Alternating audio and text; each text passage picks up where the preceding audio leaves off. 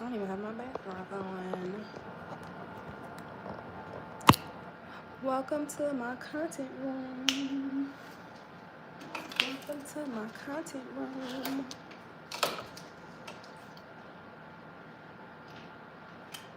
Let's get it going.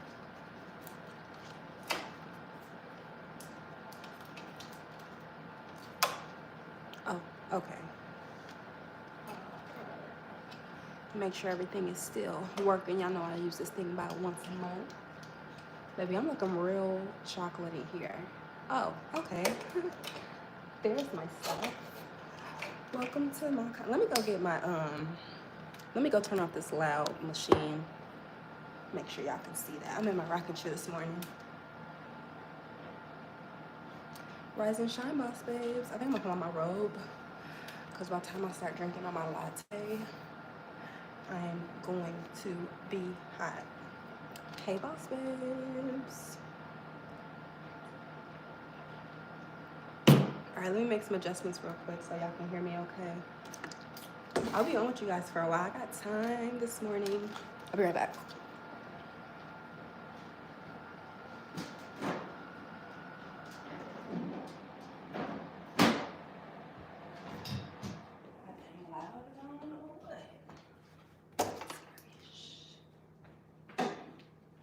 Let's get our lighting together.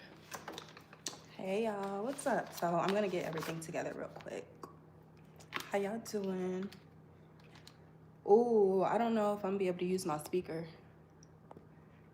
Hold on, let's see. So I'm just gonna talk to you guys a little bit today, chit chat with you guys, see how y'all are feeling this morning before I get my day started. Let's see what the lighting like. I mean, that's better, but it's just kind of fell over a little bit. I'm trying to, good morning, my dear.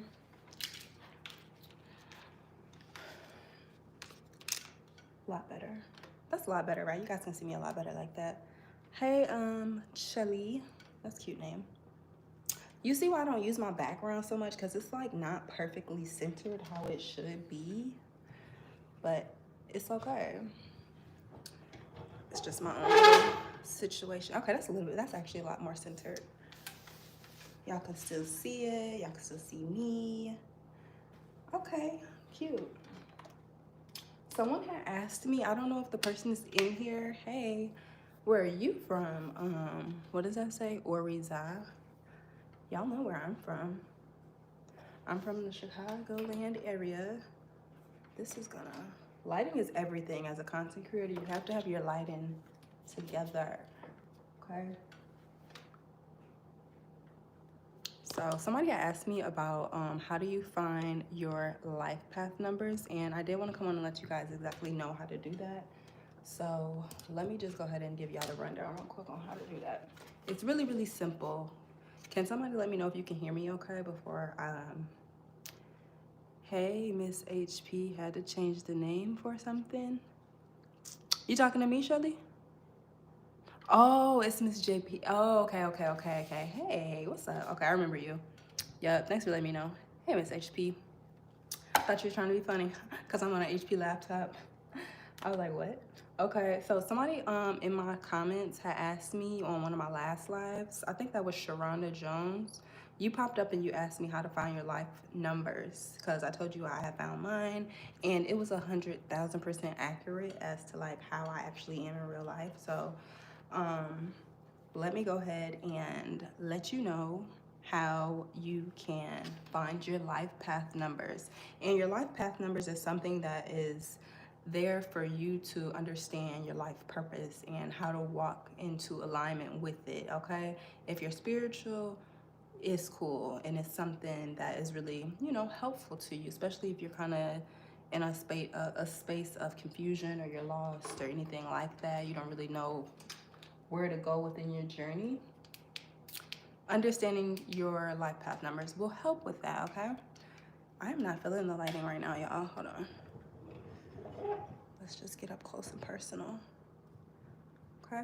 Because I'm not camera shy. All right, life path numbers. Let me explain. Okay, It's really, really simple. To find your life path number in numerology, add the digits of your birth date, which is the month, the day, and the year together. Get a single digit 1 through 9, or a matter of 11 or 22. Now, if you get 11 or 22, I believe that's going to be like your numbers, okay? So for example, say your birthday is November 2nd, 1998. Write down 11 to 1998, add the 1 in the 1, you're gonna get 2, day 2, add that together, and then the year, add those together, you're gonna get 9. And the sum of the results is gonna be 4, life path number is 4. And then you go into your research and you find out, okay, what is the definition of my life path number 4? And it's going to tell you kind of like about your purpose. Now, like I said, if you get the sum of the results of 11 or 22, those are considered master numbers. Those are considered master numbers, okay? And you should go no further. They shouldn't be reduced anymore. Those are going to be your actual numbers, okay? So stick to that. So do I have any AT aliens in the building today? Any AT aliens? Because I wanted to talk about this. What is his name? School or Little Scooter? Let me look up his name. It is crazy. Do I have any AT aliens in the building? Good morning, Nathaniel. I like your name. Nathaniel. Nathaniel. I like your name, Nathaniel.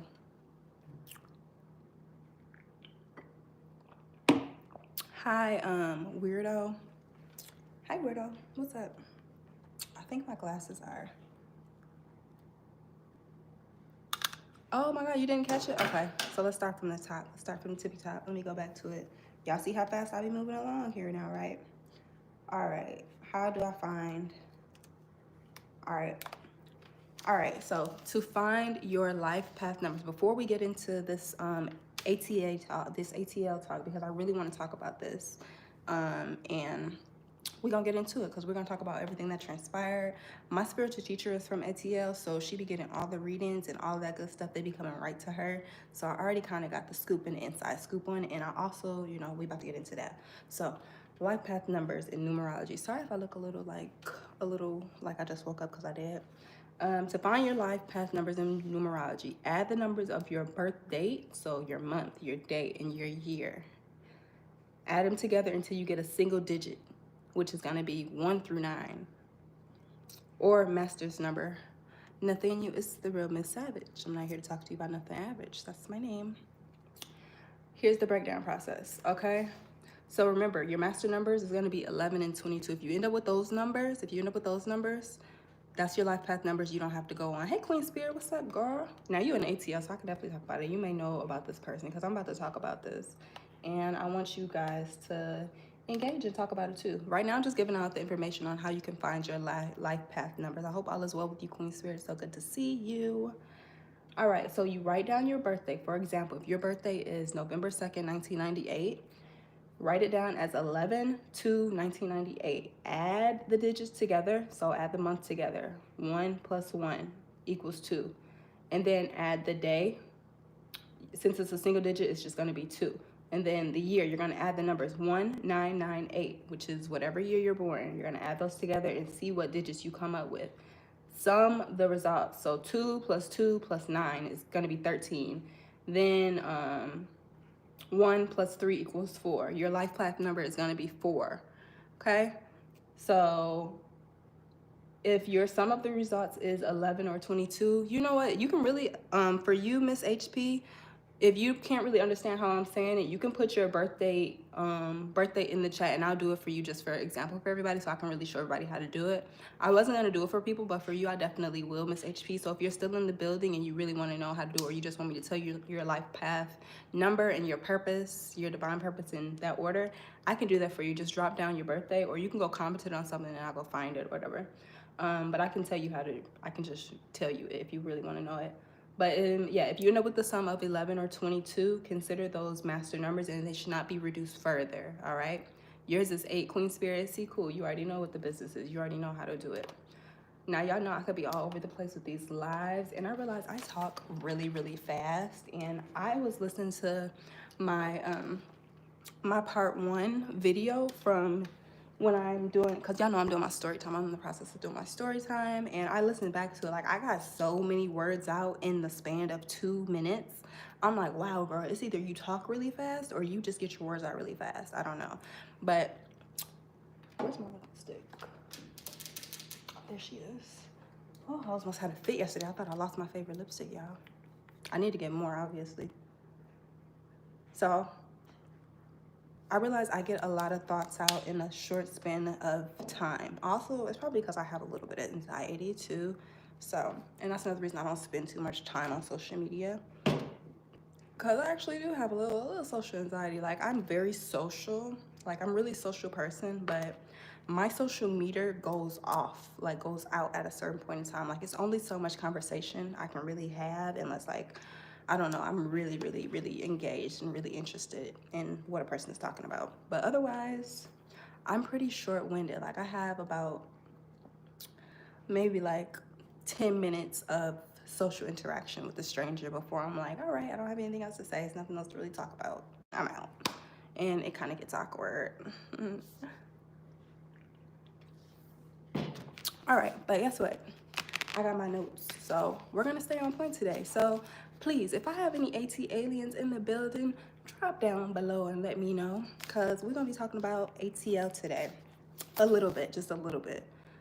Because something actually happened with this rapper guy. I'm not even gonna give him the title of a rapper because he's been independent and he hasn't dropped a song in a long ass time, but he's like an underground artist. Let's see, because I don't want to get his credentials wrong now.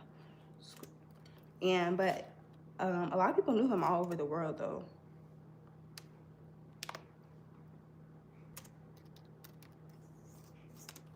Hold on, let me pull up my research, y'all. Let me pull up the research. Okay, so yeah. The 39-year-old rapper, Atlanta rapper, Young Scooter. Okay, I'm gonna show y'all his picture. This guy. Hold on, y'all. And it's crazy. Like, as soon as I seen his picture, I was like, oh, I know exactly who that is. Y'all see him? Scooter, Young Scooter. Y'all recognize him, right? So, let me tell you guys something. I used to work at The 10, which is a restaurant owned by this girl, this woman named, what the fuck was her name? Like Jasmine or something like that. Anyway, she currently owns a restaurant. It's her and her ex-husband, Will. And they own 2 restaurants. One is like the bar, hookah restaurant, good ass food, one of the best fucking restaurants in downtown Atlanta. I used to eat there all the time when I worked at Tom, Dick, and Hank. I used to go all the way over there just to get food and drinks. They got me hooked on, like, they're the reason I started eating chicken salads. I started eating salads in general. Like, they had this Cobb salad with some fried chicken on it, and it had like corn in the salad, some bacon. It was so good, and it got me hooked on salads ever since. So like for like years, I was going there before I started working there. And they had like the cutest girls walking around, the cutest servers, the cutest bartenders. And every time I went in there, it was busting. And I met a photographer there when I used to like start going there, because they actually let people like smoke on the back patio. And a lot of restaurants, especially like up here, you would never get away with doing something like that. Like being a 420 friendly restaurant, that's absolutely like not a thing. That's not heard of where I'm from. But in ATL, that's normal. That's just normal ATL stuff. So my son know him and told me about him. Exactly. So I always used to frequent this restaurant before I started working there, because it was just like a hot spot, good ass food. And eventually, like when I moved from Hampton, Georgia, that's the first job I had went to. I'm like, okay, let me apply here because I really want to work in this industry. I was tired like with nursing. I was bored like being a home caregiver. I did that as well. Still certified for that, but that's like a secondary career when I have like nothing else I could possibly do on God's green earth. I just got it just to have it, you know, as a backup plan. But anyways, so this restaurant, start working there. I worked there for like 2.5 years, you guys. I really enjoyed it.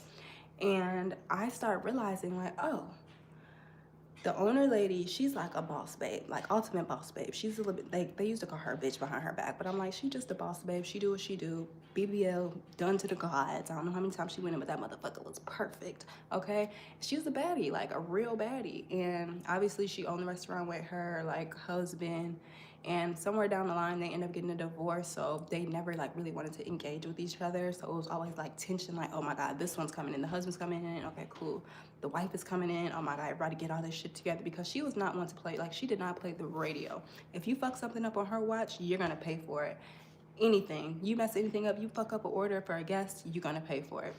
That's the kind of establishment it was. I'm like, but you knew that when you was going in, like they wasn't weird about the rules. Like, this is what it is here and this is how it is. It's either you're gonna get with it or you're gonna get out. So this was my first experience like working at, I was in Atlanta downtown for the first time, working at, honestly, it was like my dream job for the time being, because like I really wanted to be in the nightlife industry, and the goal was to be a bartender. But of course I couldn't like come in and just be a bartender off bat, because you got to be one of those girls. You got to be one of those girls to get in as a bartender. And I had to work my way up. I had to work my way to that. I had to go get a bartender's license, all this other stuff. And started work here, been there for like 2 years at this point. So a lot of people would come in and out. I did not know, like, I would look at the walls and they have like celebrity pictures, like who would come in there? A whole lot of celebrities, like T.I., that's like one of his favorite places. Like I've seen him in there so many times. I have to do a story time about that. The time, like I am a really big fan of Tip, like always have been, but this was after all of those rumors came out about like him and Tiny having girls in their basement and putting toes and booty holes and stuff. So I was a little nervous. I was like, you know, I ain't trying to even catch his attention or speak to him, because I don't want to give this man the wrong idea. I don't want him to think like I want to come to the house and chill with him. I was overthinking it. So like I just act like I didn't even know who he was when he came to the building. Although like when he was there, I was excited. Like I would just go to the bathroom, be singing his songs, like, oh, you can have whatever you like. That's my favorite song by Tip, obviously. I was like a fangirl, but like in person, like whenever he would be there, I would never like engage and like show interact. I would literally act like, who was T.I.? I would act like I just didn't know he was there, like to the point where he was standing next to me and I was doing orders and he had to speak to me, because I would just act like I don't know him. He just said something. It was just something like, oh, how's your day going? Because I was just so awkwardly silent, like just ignoring him blatantly. And he's probably not used to that, because everybody knows who the fuck T.I. is in Atlanta. Like obviously it's Tip. But I was fangirling, but I wasn't showing. I had to play it cool, keep it cute, put it on mute, because I wasn't trying to have no issues. But they would come there all the time. But this isn't about Tip. I'm going to do a story time about him and when they used to come there a lot. They probably still frequent there. I wouldn't doubt it, because I'm pretty sure he knows the owner and all that good stuff and does business there or whatever. So anyways, this is like a celebrity hotspot. Celebrities be there, rappers and all that stuff. But mind you, I am not the kind of girl that like keep up with celebrities and rappers. I would have, like, if I was a stripper girl, like if I was one of the dancers who like worked at Magic, I would have paid more attention to like the stars of Atlanta, like the rappers, and when people come into town, because obviously that would be a bag and I would care. But I didn't give a fuck. I didn't care. Don't care to this day. So when these guys would come in, I wouldn't know, like, oh, okay, this is the part of Future's entourage. Oh, this is the part of, these is Tip people. Oh, this is the mayor. Like at some point I was serving the mayor of Atlanta like several times, and I didn't even know who he was. I didn't know who he was until like I start going online and I start seeing pictures. I'm like, oh my God, he comes to the restaurant all the time. I serve for them all the time, and I didn't even know I was serving the mayor of Atlanta, Georgia. So I was green. Didn't know the connections that was even in front of me. But he was always very polite, and of course, like I give top tier customer service any position I'm working in. So all these high profile people are like coming in and out of this restaurant. Half of them I didn't even know like how big they really were, all of this stuff. But what can you do? Whatever. So hey Nathaniel, thank you. So anyways, this guy, Lil Scooter, if that's his name. What? You're 30%, please keep your, I guess my computer's rebooting itself. So Little Scooter, I don't like calling him Little Scooter because this man is big. His belly is out here. This man is not a small man. He's not small at all. not small by a long shot, so I don't know where the Little and Scooter come in. But I didn't even know that was his name. But all I know, I used to see him at the restaurant all the time, you guys. Like, this was like second nature to him. And I work day shift and night shifts, except on like the slow days. But on like the busy days, I like to be there at night, like Friday, Saturday, Sunday night, because it's be popping. It be popping $500 a night easily, no problem, awesome. And good tips on deck. So I would be in the building those nights for sure. But he was the kind of person, he always comes in during the day and he would be there all day. Not all day, but like 3-4 hours. I'm like, Jesus Christ, this is like your second home, isn't it, sir? But he's not one of the people that I interacted with for some odd reason.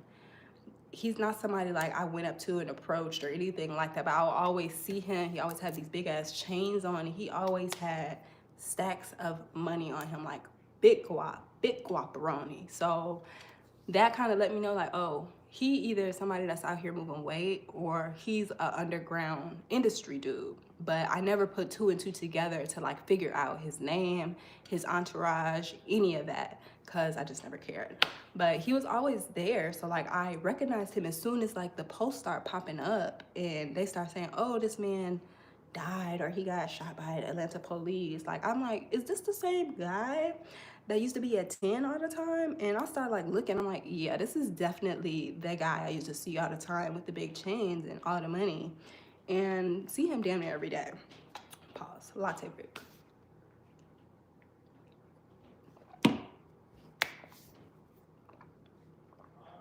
Okay, so I finally put 2 and 2 together, y'all. And I'm like, oh my God, this is so sad. Like, what the fuck happened? And then I started like, I gotta investigate. I had to investigate. I'm like, okay, I know my spiritual lady, she was gonna come on and talk about it. She finally came on last night. And the night before that, the thing is they're trying to put like, this is a little gossip, yeah. They're trying to put Gorgeous involved in this. So, you know, I ran over there to Gorgeous TikTok and I checked. I'm like, she was in Miami. Like, why are they trying to put this girl name in it? But it's just ironic because the morning before everything came out about Lil Scooter and APD, and the APD came out and released their press conference like, no, we did not shoot him. He actually tripped on a fence and broke his leg and hit a main artery. Before that happened, she was on TikTok and she was talking about like, she filed her papers. Like, she was showing the papers that she has a lawsuit against Magic City. Now, everybody know Magic City, they do their own thing. They basically run the whole Atlanta. Magic City is Atlanta, okay? If you know, you know. You already know the vibes. You already know the vibes. If you're ATLian, ATL is Magic City, you know? That's just what it is. And, you know, like, Gorgeous was one of those girls a few years ago in the city because she just is. She's gorgeous, though. But anyway, she literally is ironic timing. It's ironic timing. She has officially filed that lawsuit against Magic City. And I don't know if she had to, like, fly into Georgia for that or if everything was just done via phone, computer, text, fax, whatever. But it's just ironic timing. But I would not say that she was the girl there at all. Like, there was even no girl that came out yet. There was no girl on scene when officers arrived or nothing like that. So I don't like that they're trying to tie that girl into it when she is in Miami living her best life. But it is ironic timing. It is ironic timing, okay? But I don't think that she has anything to do with that, low-key. But it was just like crazy. And now, because I listened to my spiritual teacher, and I don't know how spiritual y'all are. If y'all believe, y'all should. Like, y'all have to understand, we are spiritual beings here having a human experience, okay? We're spiritual beings before we are human. You know what I'm saying? So you were spirit when you were in your mother's womb. And you're more spirit than you are human. You're just in your, this is just your vehicle, okay? This is just your vehicle. This is just our vehicle. But we're spiritual beings, okay? So listening to my spiritual teacher, and I don't know why, but she's ATL drip, and I would never, like, she be telling me to, like, she tell all of us, like, share her stuff, but like, she's gone through so much over the course of years, especially like when she got into the readings about Nipsey Hussle, and mainly Nipsey Hussle. That's when I got on her. Exactly, we're just having a human experience. You already know it's T Queen spirit. So I don't like to share out my spiritual advisors, my spiritual people. I just don't, just to protect them. Although she asked us to share it out, repost it. I'm just not doing that. I'm not comfortable doing that yet because it's just too much. Nah, not on my watch. So anyways, all the people that like pass and transition over and they end up in like the balances where they're in between this physical realm and going on to, once you transition out of the physical and you go back into your spiritual and you go into the spiritual realm back to where we came from. So he was like in the balances. They always flock to her because she is original ATL. Whenever anything happens in ATL, it can be a celebrity in fucking LA. If they're black, more than likely, or anybody, like everybody just knows about her in the industry. She's actually somebody who is from within the industry. Like her father is a known singer. So she has her connection to the industry, but she's been blackballed because she is just too powerful. So it's just what it is. But she's still doing her big one always. And she doesn't need the industry to evolve, obviously. So all the celebrities, when they pass, they like flock to her. So they come to see her and she speaks about like what is happening and what she's seeing. And it's easy to put it together like if it's real or fake, because if you know these people, it's like it's a community. Like people be in the chat and they tell her like, yeah, what you're seeing is right because he did this, blah, blah, blah. So like we're in the chat, we telling her like, yeah, like this is that person. He will always be rolling around money. And she comes out and she explains like, he's not mad that like he transitioned or anything, but he's saying like people in his inner circle like had something to do with setting him up, y'all. People in his inner circle, okay? I don't know what his inner circle looked like. And at the time, like when I was seeing him at the restaurant, I didn't know like he was a part of Future's entourage. That was something like I literally just learned. Didn't know that at all I've been knowing is like for the last few weeks, I just been anticipating and waiting on Future to drop a album. We still waiting on that album, but like if Future dropped that album real soon, we know something, okay? But yeah, we still waiting on the album to drop from Future. But anyways, yeah, I didn't know he was a part of the entourage like that. Like I didn't know anything like that. But I knew he was somebody, but I couldn't put my finger on like who he was or anything like that. So for my spiritual lady to come out and explain in his words, because obviously he came to her and spoke about it. And sorry y'all, my latte is having me like belching, excuse me. Obviously he didn't have no shame in his game. Like, ooh, I'm kind of nervous about saying it, but it was his words to her. Like, he was like, he be beating bitches ass. Like, he's not a gorilla pimp, but he would have bitches on his payroll type thing.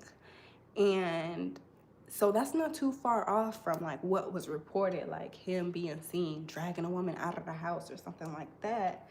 That's not too far off from what Drip is saying that he said, you guys.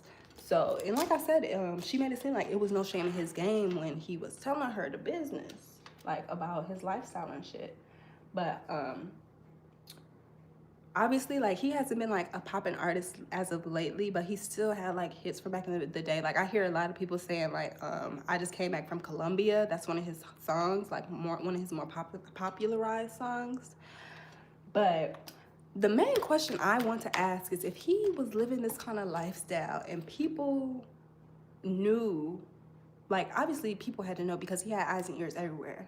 So people knew what type of dirt he was in. Why is it in the black community? Why is it that we find it acceptable when these people, when the devil comes to collect these people for their wrongdoing?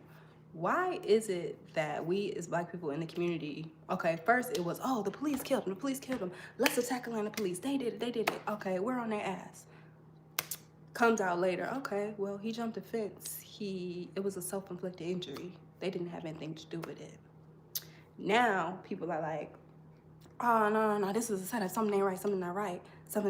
They trying to find every other reason except the fact that maybe this nigga was living foul. Maybe he was doing dirt. And I commented under a post, I'm like, okay, maybe it's the fact that he had no business jumping a fence at 39 years old. And I personally have seen him drink like hours on end at the restaurant. Belly out here, beer belly like hell. So it's like, and it was his birthday. So a person 39 years old jumping fences, running and jumping fences. know you've been drinking heavy. Maybe he didn't have no business being that grown, jumping fences and running. And the fact that it happened like that, maybe that didn't have anything to do with anybody else. Yes, it could have been a setup, like a big setup as to how it happened, obviously. But why is it that we give passes to people in the community, like when we know they live in foul and they doing wrong? And why we have to play the blame game and act like people why are we defending predators? Why are we defending pimps? Why are we defending people who are in the streets like concrete by their own will? We as a people, we have to stop doing that. Like, we have to stop doing that. Like, I get that our people, but every time something go wrong, it's not the law fault. It's not somebody else's fault. Sometimes it's just the way people are living their life. And it's the karmatic debt coming to collect. Sometimes it's just the deals and agreements that they've made on their own will. So we as people have to get out of that mindset of every time somebody meets their demise in a gruesome way, we can't play the blame game and blame everybody else except that person. Not everybody is a victim. Osmo, 40 years old, jumping fences.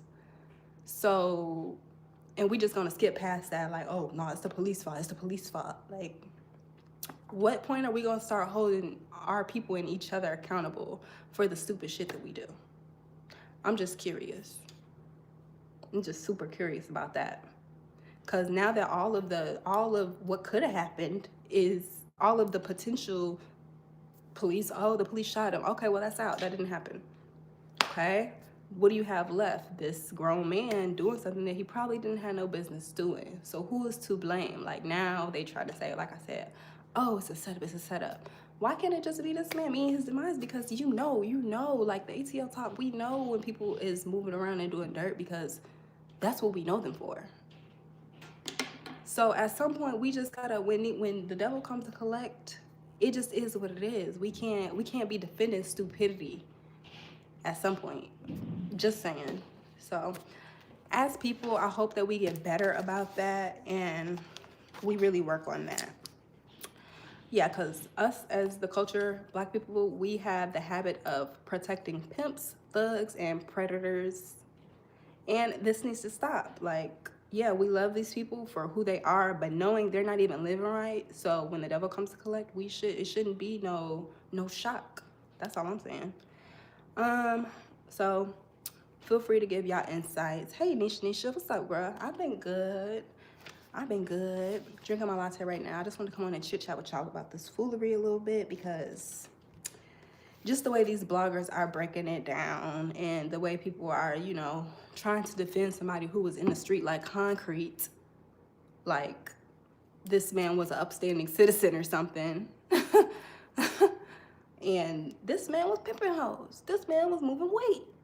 This man was in the street like concrete, like I just said, and we're just gonna jump over that.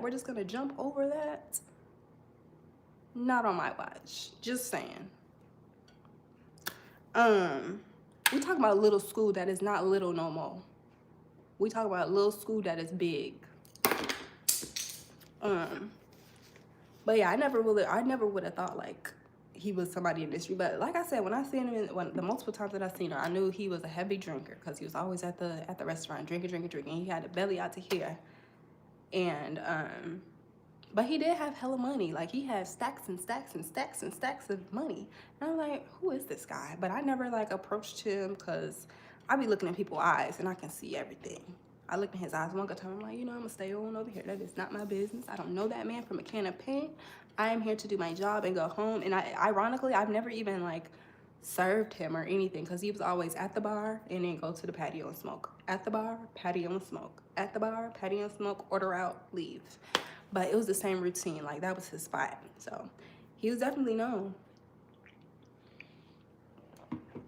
Shit was just crazy once I started seeing where he from. Where he from? Is he the rapper or anything else? Well, yeah, he's one of Future's artists, and he also had his own label. I think it was called Black Migo or something like that. But y'all have to understand how this music industry works. A lot of these artists, they're signed under other artists, like big artists. Like he's signed under Future label, but he also created his own label so that he can sign other artists. but he's also known to be signed to Gucci. So it's like in the music industry, you can be under different labels and still branch out and start your own label, bring artists in under you in order for you to make some money, because either way, all the money got to be recouped for the big label at the very top. Either way, all that money is going to funnel back to the big label. But as a smaller artist, you still want to venture out and bring in other artists under your belt so that you can still be making some kind of profit while you have to pay this big man who put you on anyway. So little musical industry game. But so yeah, as far as I know, he was an independent artist, although he was still probably signed. Did he pass away? Well, yeah, he at first they said the police killed him, but obviously it ended up coming out that that wasn't what it was. It ended up being that he had ended up, someone, like he was in a house and somebody had called the police because they heard gunshots and they seen somebody dragging a woman outside of a house, and then the police had showed up and they knocked on the door, and then whoever it wasn't Scoot that opened the door, it was like another male that was there opened the door, and he slammed the door on the police, and then the two males ended up leaving the house on foot, and that made the police surround the house. As they were doing that, they ran away on foot outside the back door. One of the guys ended up leaving, but ended up coming back to the house for some reason, while School kept running, jumped one fence, made it past, and then jumped another fence, and then he ended up falling, losing his balance, according to the spiritual teacher. He ended up losing his balance, and he ended up breaking his leg, and the bone ended up stabbing him in one of his main arteries in his leg, and he ended up bleeding out from there. So it was a self-inflicted death. But of course, because APD was involved, the people, it was outrage. Like, and a lot of people, like a lot of bloggers have to run it back. And you know, you gotta fix that. You can't just be putting stuff out just because it's hot. Like I noticed that, like especially Seti, like he be quick to put out content, but sometimes you have to wait for accuracy before you, especially, I feel like that's your responsibility. If you have over 100K subscribers on a platform like YouTube, you have to be mindful of what you're putting out there to your audience, because if you're just running with it just for content purposes and you're not actually doing thorough research and a thorough investigative journalism, you probably should just like wait a few days before you release content, because otherwise it's going to be assuming makes an ass out of you and me. It's boo-boo in your face after you release information that's not accurate. You got to run that back and correct yourself. And I've seen that on multiple occasions. Like people just jump to release content because it's hot and something just happened, but they don't really know because nobody knows the details of what happened. And then that makes you a content creator putting out false information. And for me, that fucks up your credibility. Your credibility. Like you're not gonna be the first source that I listen to and look at once some news drops. I'm like, oh, okay, well they wasn't accurate the first time. They had to run it back, and wait for more details. So I don't know. I just feel like as a content creator, especially when you're doing investigative journalism and you're somebody who like posts trending topics and you're somebody who want to share like the inside scoop of what's going on around the world, you have to, accuracy is key, and you have to do your job as far as investigative journalism. You can't just be releasing things to the public in a wide range of audience without, you know, having the facts together, you know, doing investigative journalism. Queen Spirit says, I think they do it in a way that smaller artists will get more residuals. Exactly. Yeah. So yeah, it's just something about this. And then they said a lot of people broke down the numerology, like his numerology, like when you looked at the gematria of it. I'm not gonna lie, gematria isn't something that I fully, like, I can't type in the numbers always and like figure it out, or like, oh, this makes sense. Oh, okay, that's why that happened. But I understand gematria enough to know like the significance of when things happen on certain days. Gematria, yeah. I've always wanted to understand gematria because I've had things happen in my life, like a aunt who died on Halloween. You know, to me that stood out. And I had someone in my family who passed away on Christmas. So like to me, that's spiritual things transpiring. That's not just death, you know. And another thing I wanted to go over into today, and I want to talk about, is how I ended up on my spiritual journey. You guys, a lot of people always ask like, how did you tap into your spirituality, and how did you become such a spiritual person? How did you get into like doing candles and meditation and just being more spiritual? For me, it started at a very, very, very young age because I became curious about things that transpire on a spiritual level, because I had lost my aunt who had passed away, whose life was taken from her actually, on Halloween when I was very, very young, and just things that happened. And I remember that night like it was yesterday because it was Halloween. I remember we went trick-or-treating, me and my family. I was a witch that Halloween. I was a witch for like 3 years, you guys, as a kid. My mom was like, damn, is you a witch again this year? I'm like, yeah. And you don't know, the only reason I was a witch was because the first time I was a witch, I really liked the little purple wig that I had got. So I was like, oh yeah, I'm gonna be a witch again. I'm gonna get another wig. I was in my youth, so yeah, that's why I was a witch for like 3 years. I was hoping like each year I would get a better witch wig. Never happened. I mean, the first wig was good, but the next 2 years they wasn't the best. I'm like, all right, cool. I'm gonna switch it up. I'm gonna be something else the 4th year. You know, I'm not gonna be a witch. I'm gonna be a fairy. Damn near the same thing. Whatever it was very similar to a witch, you guys. So I remember when my auntie had died, because I came back to the house and we all finished trick-or-treating. I remember we got chased by not Freddie, but is it Jason, the one who wears the black jumpsuit and the white mask and the orange hair? The Halloween character that they keep recreating. The one, y'all know which one I'm talking about. Not, is it Freddy versus, not Freddy. The Freddy is the one who drowned by water, who has like the ugly face. No, that's the one who burned because he had an ugly face. The other one, the real big one who always wear the blue jumpsuit, he has the hair, Michael Myers. Okay, so I remember that night so vividly because that was the same night, like we was finishing trick-or-treating in the neighborhood. It was a whole gang of us. I have a big family, so it was a whole bunch of me and a whole bunch of other baby kids running around the neighborhood finishing our trick-or-treating, and it was like the last house we went to. We ended up getting chased by Michael Myers. We thought he was like a statue because, you know, people have like on Halloween, they have the Michael Myers that just sit there, but it's not a person. But we thought it was just, oh, a fake Michael Myers.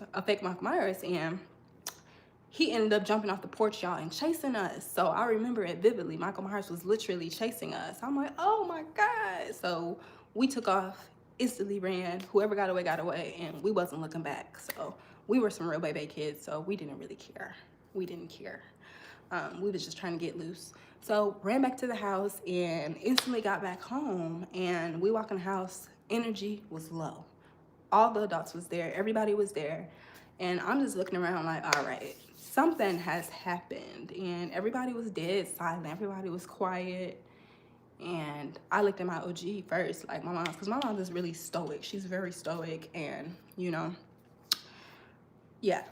Looked at them, and they basically was talking about everything that happened. That's the night like I found out my she had been killed, like she had been murdered. And ironically enough, it was on Halloween, and it was done by someone who was like a family friend who was supposed to be like her best friend or whatever.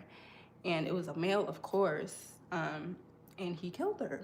And this happened on Halloween night. So that was like my introduction to spirituality, because I still wanted to understand. I just wanted to like still have contact with her, because it was someone, it hurt me a little bit deeper because it was an aunt that I was really, really connected to.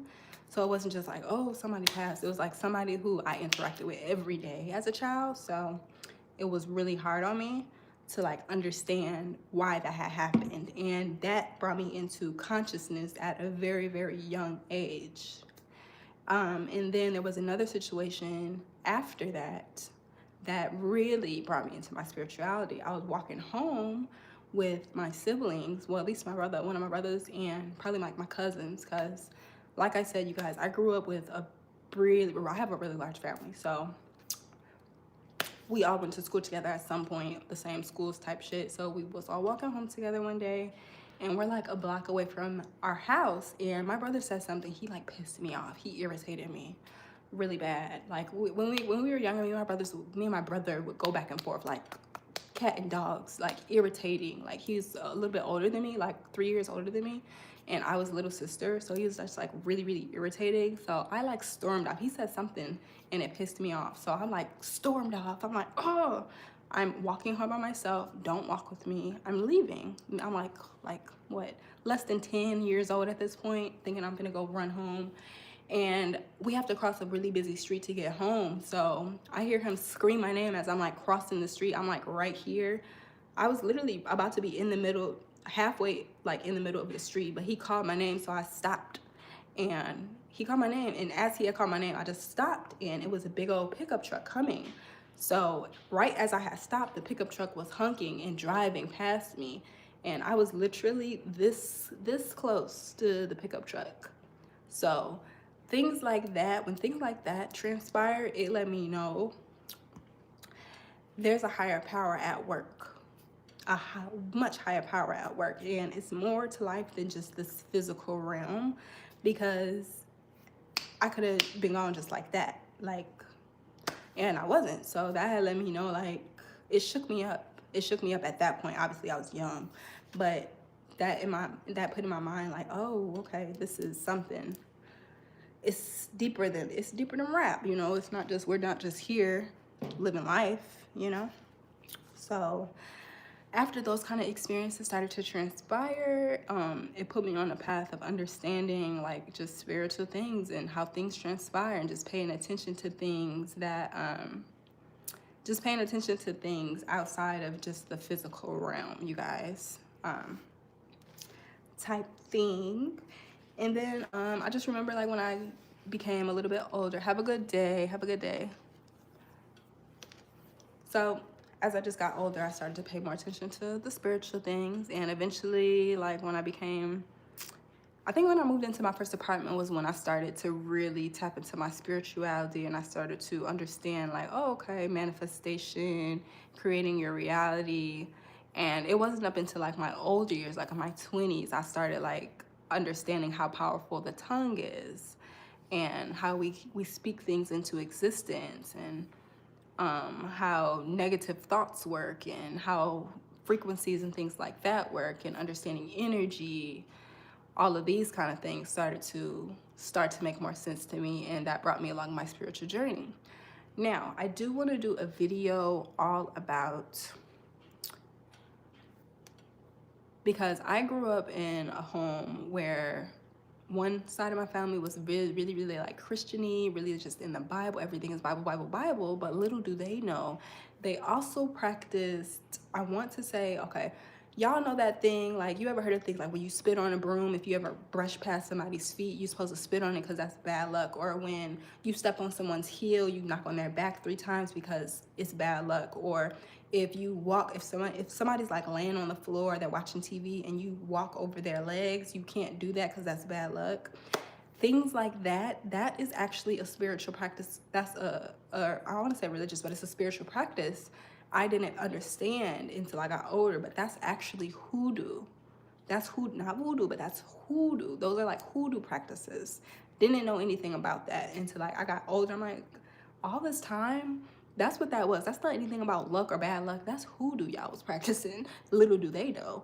But so I do want to do a video about like the differences and the confusion about, see, some people could say superstition, but from my understanding, that's literally practicing, that's in the hoodoo family, in my opinion, just based off of what I've accumulated thus far. But I want to do a video breaking down the differences between the cultures of, because to me, these spiritual bodies that I'm about to list are like subcultures of their own, in their own right. Just like some people study the Bible, people have different religions, like different religions. I think the things that people practice spiritual is equivalent to what people practice as their religion, because these are like lifestyles, okay? So I do want to do a video for you guys, and I want to break down the differences between Santeria, voodoo, hoodoo, and witchcraft, okay? I think we have to have those kind of conversations, because people, especially our culture, brown people, we don't understand that sometimes that is where our power lies.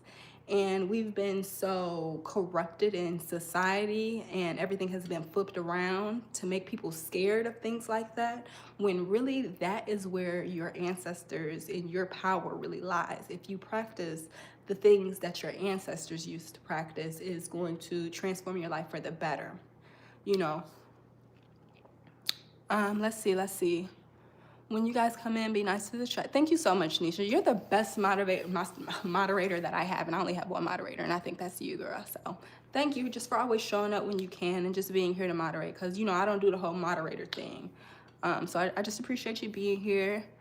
So yeah, privilege, Carter says superstition. Okay, you could say that. That's like the surface level way of putting it. Yeah. And when you guys come, okay, I read that one. Yes, all of that is hoodoo. Okay, confirmation. Okay, Queen Spirit says, yeah, stuff like that is hoodoo. I grew up in a Creole household. Okay. And also people confuse hoodoo with, yeah, people can confuse hoodoo with voodoo. And it's two different cultures, two different spiritual practices. And I have to do more research on Santeria, because I had some research on it, but I'm going to do more research on Santeria.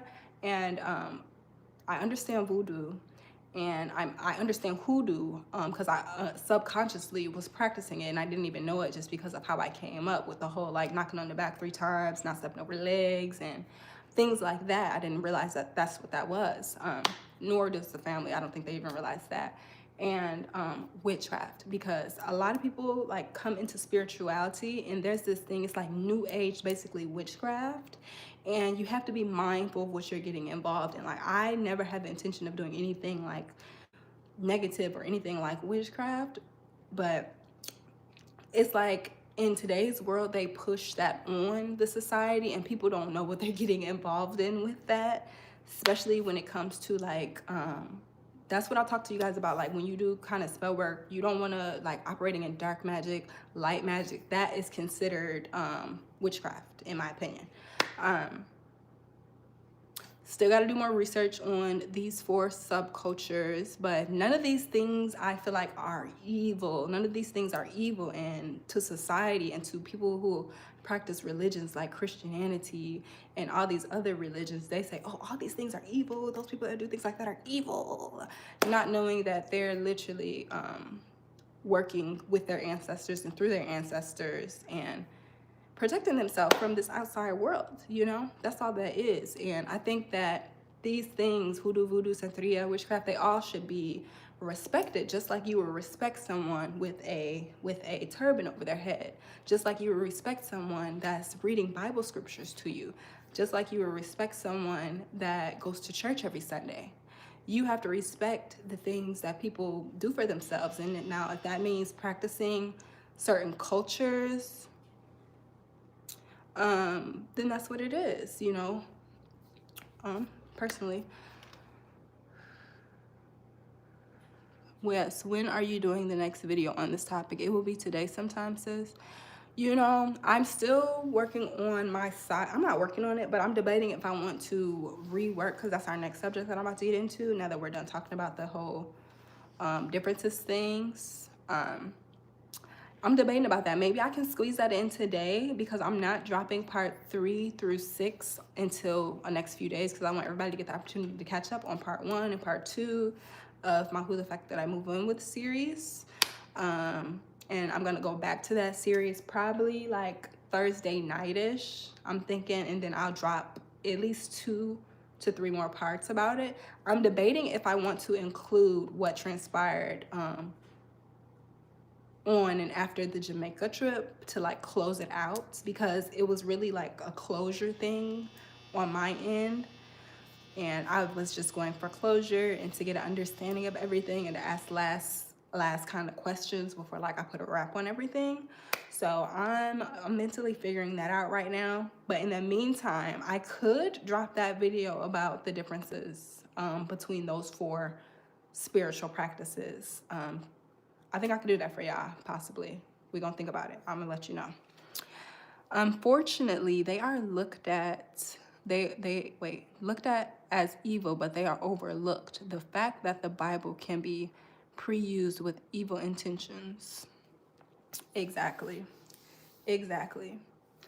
And then there's so many different Bibles out there, you guys, and the Bibles are man-made. So you really don't honestly know 100% like what you're practicing.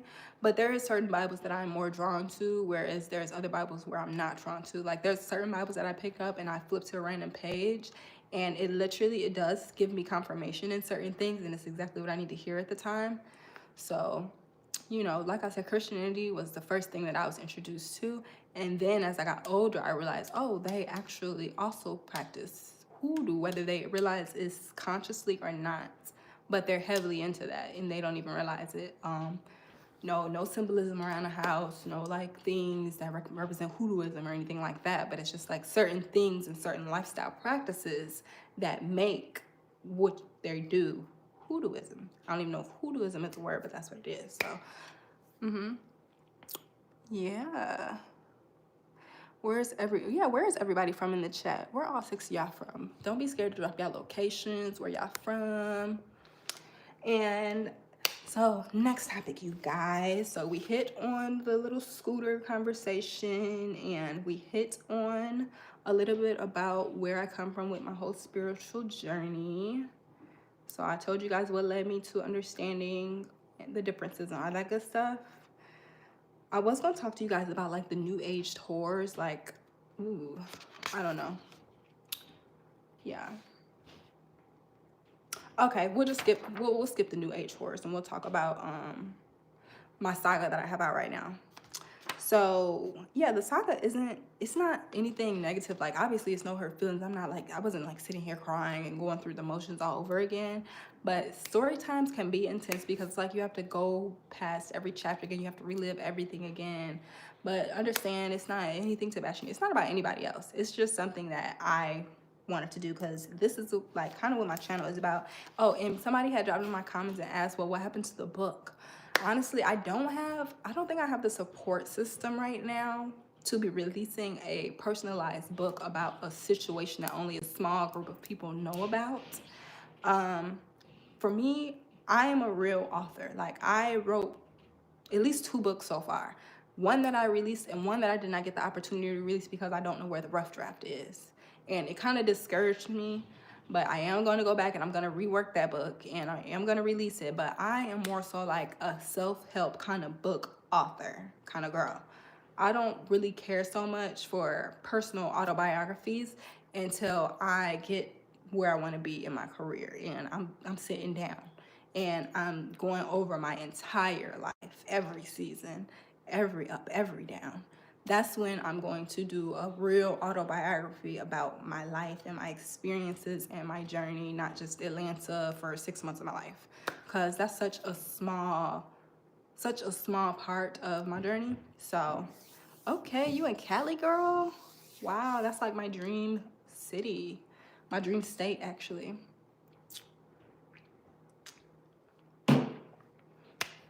So hopefully when everything is all said and done, and as long as California is still there, I can go be beachside and just be a hot babe. That's the goal. So yeah, that's why I decided like I don't want to do the book. I know in Jamaica I said, okay, I'm gonna release a book, but I honestly I feel like the Jamaica trip kind of sabotaged my audience a little bit because a lot of people didn't really want me to do that trip, and people like didn't understand why I was doing it, and they didn't really get it. So a lot of people kind of like fell off with that from my audience. They're like, okay, well, she's a dingbat for lack of better words. Like they didn't like that I made that move for myself, although like it was just a trip and I needed closure for myself, and it was conversations that need to be had in person and things that need to be dealt with. Why wouldn't we do that in a beautiful country like Jamaica? Plus, a lot of people don't know, like, he actually had been promised me that Jamaica trip since the first month I had moved in with him. So when he had went to St. Croix, I'm like, sir, you supposed to be taking me to Jamaica from the first month I moved in, but I didn't have my passport. So I was, it was just kind of like, I think kind of like him sticking to his word. Also, he needed vacation. And he probably felt a little bit bad for not doing the trip that he promised me anyway. So yeah, that was just like, okay, yeah. We just kind of was standing on our word when it came to that, but nothing less or nothing more. Like, Yeah, so the Storytime Sagas is literally just something that I never got the opportunity to do on my platform because I spent a lot of time like going back and forth with people and fighting his audience and stuff like that, just crazy stuff. And it was never a right time because I feel like if I did this 2 years ago, it was certain people, certain content creators that would have been like eyeballing my page, like, oh, well, she did this, she said this, and da da da da. But now I feel like it's kind of out a lot more. Thank goodness I stepped in and put people in their places and shifted things in their lives so much so that I am not the center focus of what the fuck is going on in their whole life and their content creator journey. So I feel like I have the space in the room and the opportunity to breathe because for most of my time on this YouTube app, since I really started being a content creator, I've been in defense mode. So I haven't really just gotten the chance to woosah and just be myself and just be open and not have to respond to a billion comments. Like when those times when I went live out of emotion and I posted like videos and it'd be like 100 people plus in the chat. That gives me anxiety. Like I'm not a social media ass girl. I don't do all that. Like I don't like all those eyes. Like it creeps me out in a way to an extent. Like it's different like when I'm modeling and I'm in front of a camera because I know how to tap into my ego. So it's like a different another side of my ego taps in. So it's not really Miss Savage there. It's like another part of my ego who can handle the spotlight, who can handle what people are saying, who can deal with that. Whereas when I'm on social media, it's a little bit different. Like I'm really soft-spoken private person, so I don't really do this whole social media thing as well as I could, you know. But yeah, so I never really I like when it's calm like this. It's a couple people in the chat. I have my replay gang that's gonna catch the replay. I have my people that's gonna come in throughout the day and they'll get to see this video. But it's not I don't need a whole entourage of people in order for me to be great. Like I like less is more, quality over quantity. Like I'd rather have quality people over thousands and thousands and thousands of thousands of eyeballs who are just here to look at me and share their unauthorized opinions, you know. And so I've been very strategic about my journey here. Yeah, but yeah, I feel a little bit more myself, a little bit more just able to breathe freely. I'm not on defense mode, like ready to knock if I'm buck, you know. I'm not on that no more when it comes to the social media stuff. So it's just funny how God moves mountains. God be moving mountains sometimes for some of us, and I'm thankful for that because, you know, now I'm able to just be free, be me, and I wish somebody would say something crazy to me or anything like that. Like, you know, I'm literally just being myself and I'm sharing my little journey and I'm doing it in my own way, in my own time. So it just is what it is. And yes, one last thing, this channel is literally centered around my journey and the lessons I've learned and what I've experienced. It's centered around my past trauma, heartbreaks, and me overcoming obstacles, you know, and glowing back up and finding myself. That's literally what my channel is centered around, nothing less or more. So yeah, I think that kind of explains a little bit about my channel. I know sometimes I do like the daily vlogs. I take you guys out with me. I like to show you guys like how I like to treat myself and how I like to do things for myself on the regular. Because it's just a part of my journey. Like that's just a part of my soft girl era, me being gentle on myself and me showing other women you have to upkeep and treat yourself how you would want somebody to come into your life and treat you, you know. I don't like necessarily the way I see a lot of Black women show themselves on this app. Like, I just feel like we could do better. We could do better. Like, I'm thankful. Like, thus far, I haven't been, like, real ratchet on here. I've had my times of, like, cussing people out and getting out of rage and stuff like that. But I don't like to depict myself. Like, I see I think it's just sad sometimes. It's sad. I see a lot of not a lot, but I see a few people that have crashed out on here, and I just hope for better. I just hope for better for women because at the end of the day, as bad as it is, we're like a reflection of each other. Like somebody was in one of the people comments, one of the black women comments or live videos, and they was like, this is sad. This is how 99% of black women are. And I'm just like, that is not how 90% of us are at all. Like, not at all. So I just wish that more colored women would be more mindful of how they depict themselves on these large platforms and realize like you're not just representing yourself, you're representing a whole body of women behind you. Um, so yeah, sometimes I just wish I can jump through the screen and be like, girl, I'm gonna need you to get it together for the sake of all of us because you're making us all look bad, honey. But I can't do that. So sometimes you just gotta let people crash down and be like, I don't know them, I don't know them. So everybody's different. I don't really know what to say on that.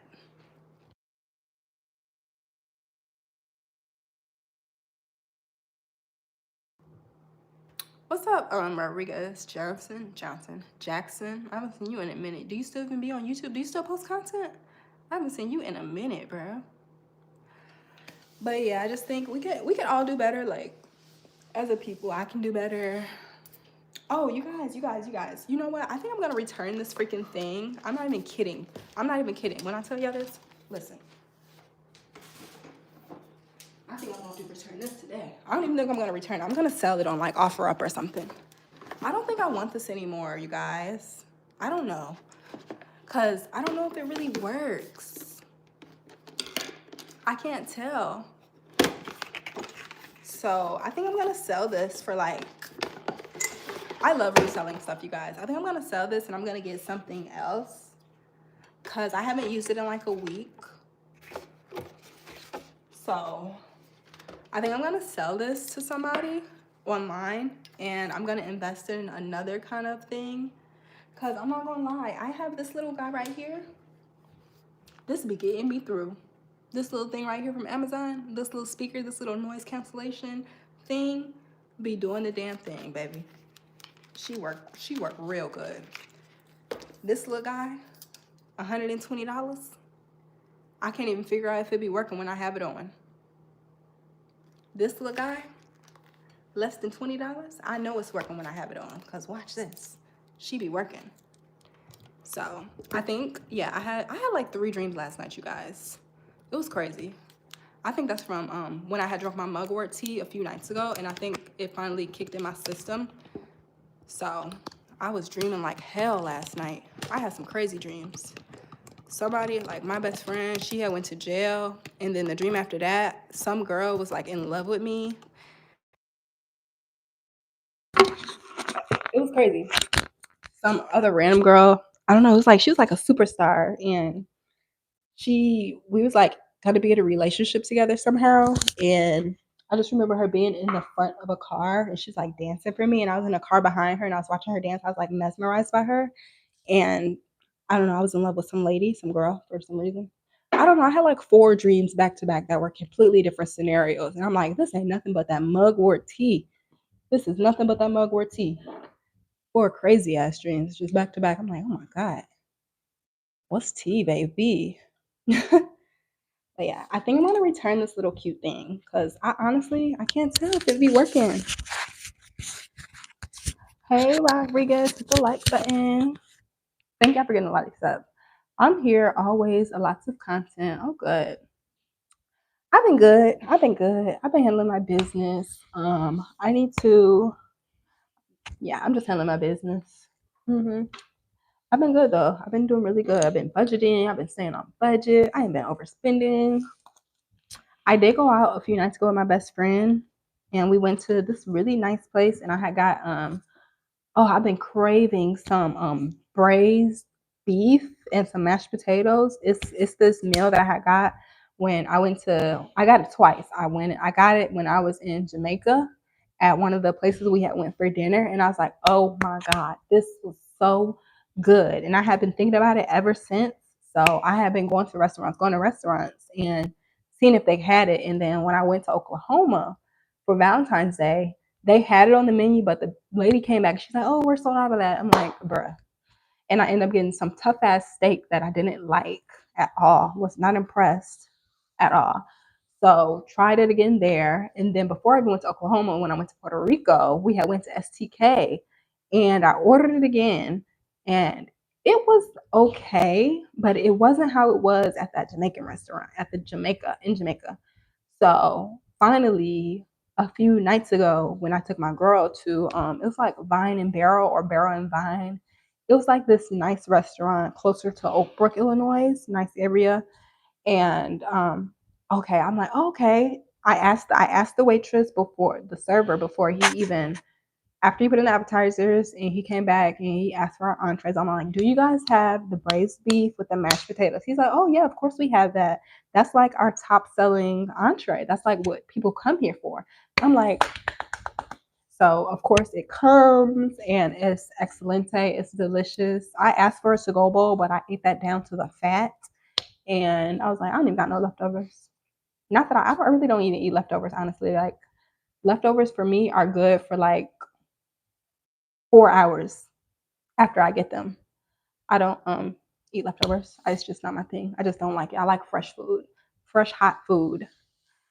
Cause I can't stand like when you bring leftovers home and then you sit them in the car and say you got to go get gas and then you come back in your car and it smells like food. Ugh, pet peeve. I don't like that at all.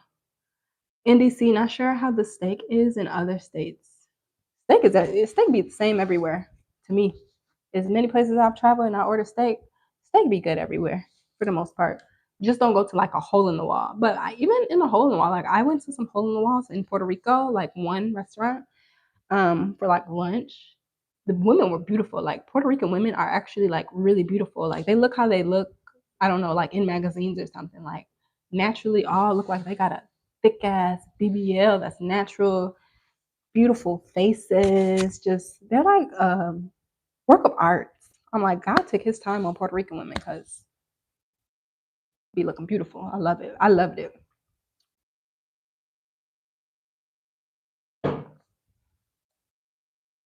So what app do you guys think I should sell this microphone on if I do sell it? Because I don't know if I want it anymore.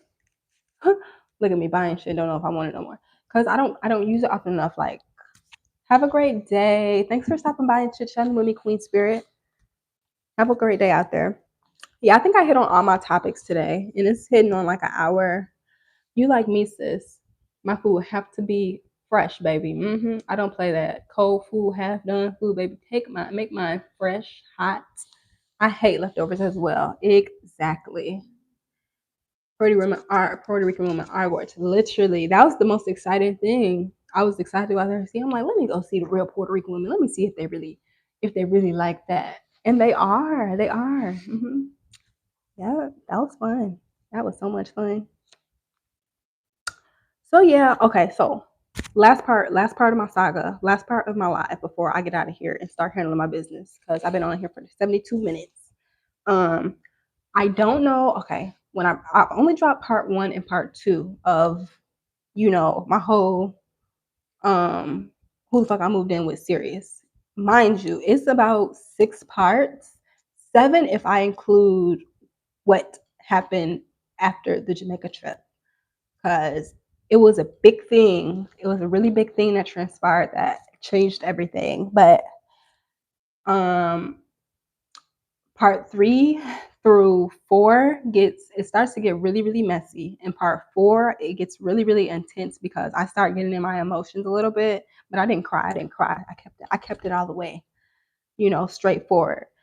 But part 4 is when I start talking about like what happened when I was about to be sent home and how I felt like I kind of got did in and people was trying to treat me like, oh, okay, I can say anything to her. She can, whatever type thing. So I started to like having flashbacks and I started like getting irritated and you can like see it on my face and hear it in my tone and in my voice. So like it's a few like little curse words I probably like block out or whatever because I think I was like dropping the F bomb a little bit. And I start talking about that thing where I told y'all, like, I start talking about like how I feel when people don't keep their word and people don't do what they say they're gonna do. Y'all know I get irritated when I start talking about that. So I got irritated a little bit. Like when people don't be standing on their word and be standing on business or be talking big shit and don't really mean to stand on it or don't have intentions of standing on it. And then when I bring it up and it's not being stood on, I get confused and I start, I don't know. I'm from Chicago, so like certain things, like your word is everything in a way. So don't be telling me something that you're not able to stand on because I'm gonna have an issue. Um, yeah, that's just one of my pet peeves because I don't know. It's just one of my pet peeves. I do know why, but it's one of my pet peeves. So can we be looking forward to the next part? I can't wait on this one. I'm not even gonna lie to you. That one is gonna drop in a few days. It's gonna drop on Thursday night. So it's Monday right now, girl. So Thursday night, I'm going to go ahead and I'm gonna give y'all a treat. I think I'm gonna drop part 3 and 4 on that night. Because right now I'm debating if I want to re-record part 4 because I got really emotional. But like I think the raw footage is what y'all deserve. Whether I get emotional, whether I'm like kind of dropping F-bombs or whatever, getting irritated because I'm reliving the story time and having a flashback to these times and it pisses me off all over again.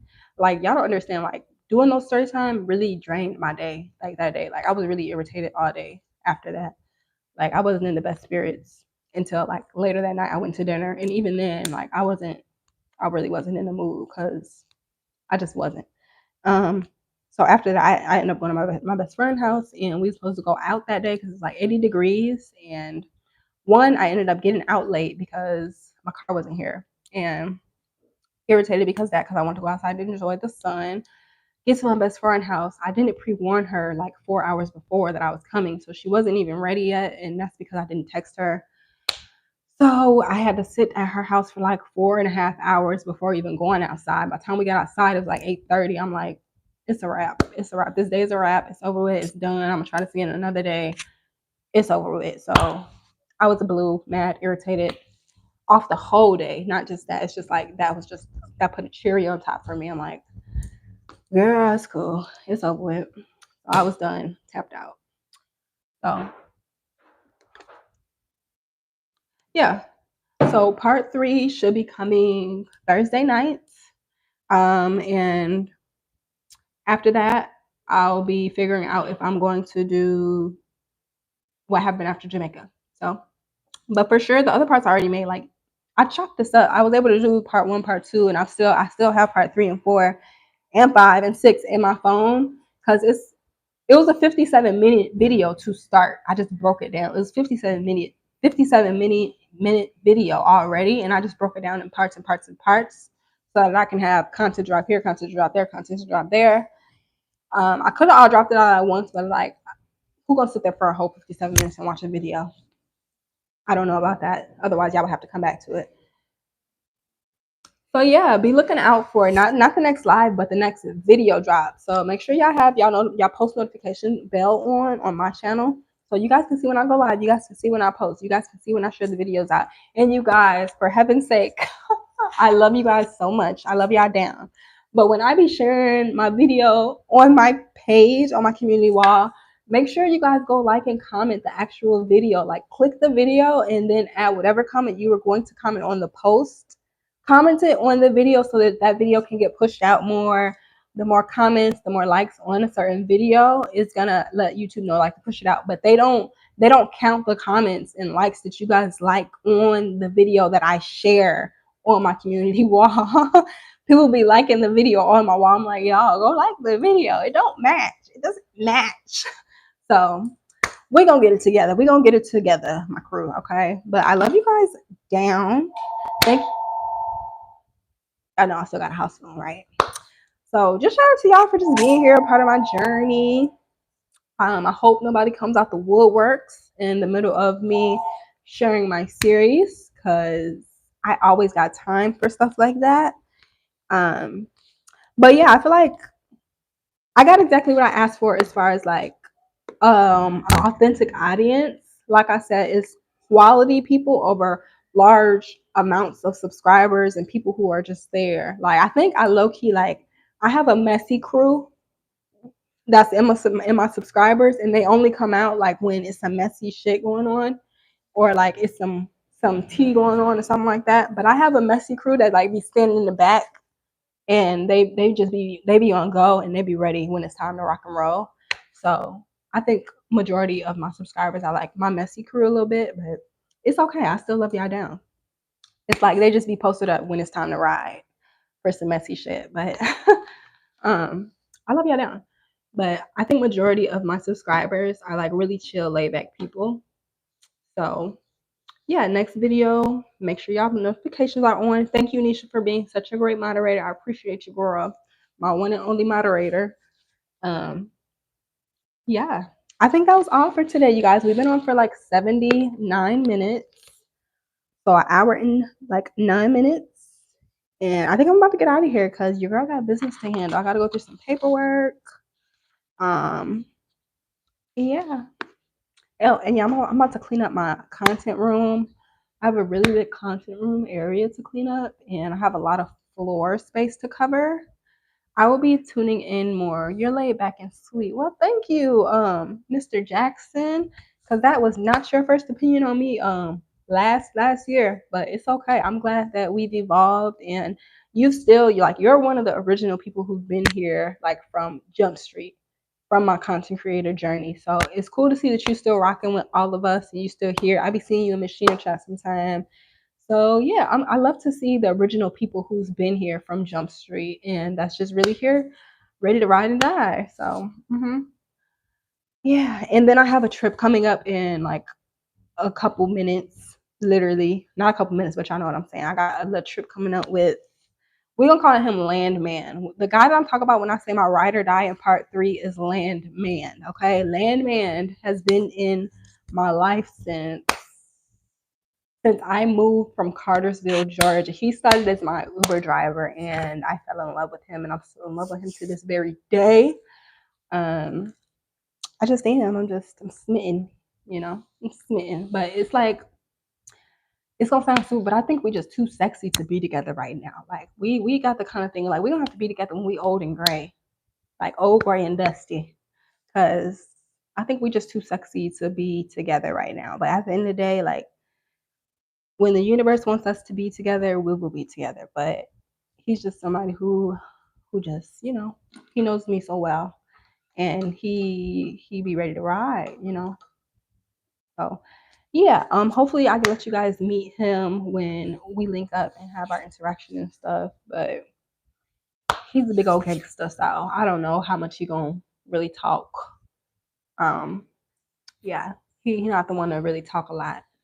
He's definitely not an internet ass Nova at all. So yeah, but yeah, the landman is the one that you guys thought was potentially my BD, which was never possible because if he was ever my BD, he would have been my BD years and years and years and years ago. But it's no way, it's not even, yeah, nah, not what it was. But, had it been, that would have been awesome. But, anyways, I'm talking too much now. So I'm about to get off of here and get ready to handle my business. I need to go put my head in some steam over the stove. I feel like a little congestion right here in this area. I think I'm gonna go put my head in some honey, not in some honey, but in some lemon water, some lemon steam. So I'm trying to think because every time I log off and I'm like, oh, I wanted to say this, I wanted to say that, I want to say this. But I think I got everything off my chest. Yeah, the streets are boring right now though. I need some entertainment, like something going on. I need something to listen to while I clean up my content bathroom and my content area, while I get ready to do my paperwork. I want to hear something in the background. So hopefully something good comes up on YouTube. Y'all know YouTube is my TV. I don't watch TV. I don't watch Netflix. I don't watch none of that. I don't watch Hulu. I don't watch BET Plus unless Queens of Men is on. And Queens of Men, I need to write Tyler Perry because he didn't take it off air and it's been like 6 months and I haven't gotten another episode. So that's the only show I watch. If y'all don't know about Queens of Men, y'all need to tap into that. Queens of Men is the show with Eva Marcel as Madam, and She owns a strip club in Atlanta, and she's the queen of the stripper men. And yeah. Hey, what do you usually watch on YouTube? I watch a lot of spiritual stuff. Like I watch a lot of my reader. Like I watch a lot of my reader lady mainly, and I watch a lot of what else do I watch on YouTube? I watch a lot of like celebrity gossip, little tea going on, like the latest tea. I be following like the conspiracy theories and stuff that going on, like the little scooter stuff. I've been watching that, like hearing different people inputs on that. I be watching a lot of hood journalism. I haven't watched Ratchet TV, but I always go to Ratchet TV. Like that's where my YouTube subscriber like thing started. Like I would always be at Ratchet TV, and I think they call Ratchet TV is considered like I don't want to say the most researcher because it's not. But he is on a case right now because young Beezy, whatever that man just got arrested because of the murking of Mo3. So Ratchet TV is covering that right now, which I'm surprised he hasn't jumped on this scooter case. I clicked on last night. I'm like waiting for him to start talking about this, but I don't know. Yeah, Ratchet TV. I love Ratchet TV. That's really where I'd be at. And my spiritual lady, whose name I won't release because I just don't. I like to protect her innocence, and yeah, y'all got your own spiritual people. So I'm not sharing mine. Even though she be asking us to share her, I'm not doing it because I'm really protective about, my spiritual people. I don't play about them. Just saw Eva Marcel in a play Saturday with Alan. Ooh, she's still out there getting money then. Okay, that's probably why. That's probably what was taking so long for him to get this season rebooted up. Because I'm like, I need to write Tyler Perry about this shit. He does this too often. You release some good ass stuff, some good stuff, and then you just cut it off at episode 8 like nobody's watching. Like, come on, bro. Come on, Ty. Come on, Ty Ty. Come on, Ty Ty. Mm-mm.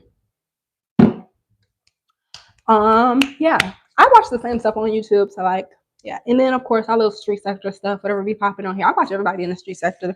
Um, like when it's actually popping, like not people who just be posting content because they really don't have no content and they just posting random stuff. No, I watch stuff that's real entertaining and funny, like when it's real spill, real tea. Ruthless is ruthless when the people got abducted and they're like being held hostage and stuff. Is that one? I watched the Oval Office. Now the Oval Office, that the first lady, she is a bitch. She's nothing to play with. She is a hateful, spiteful mother. Shut your mouth. Um. Oh, okay, so cool. Yeah, I think I watched them, but I couldn't really get into it. I couldn't really get into it. Like I like action. Like I want to see like somebody assassinate some shit. I want to see somebody, and then like I need action. I need action. Or I want to see like something really dramatic. Like I grew up watching Lifetime movies, you guys, so like really dramatic stuff. Um, mm, yeah, I love action.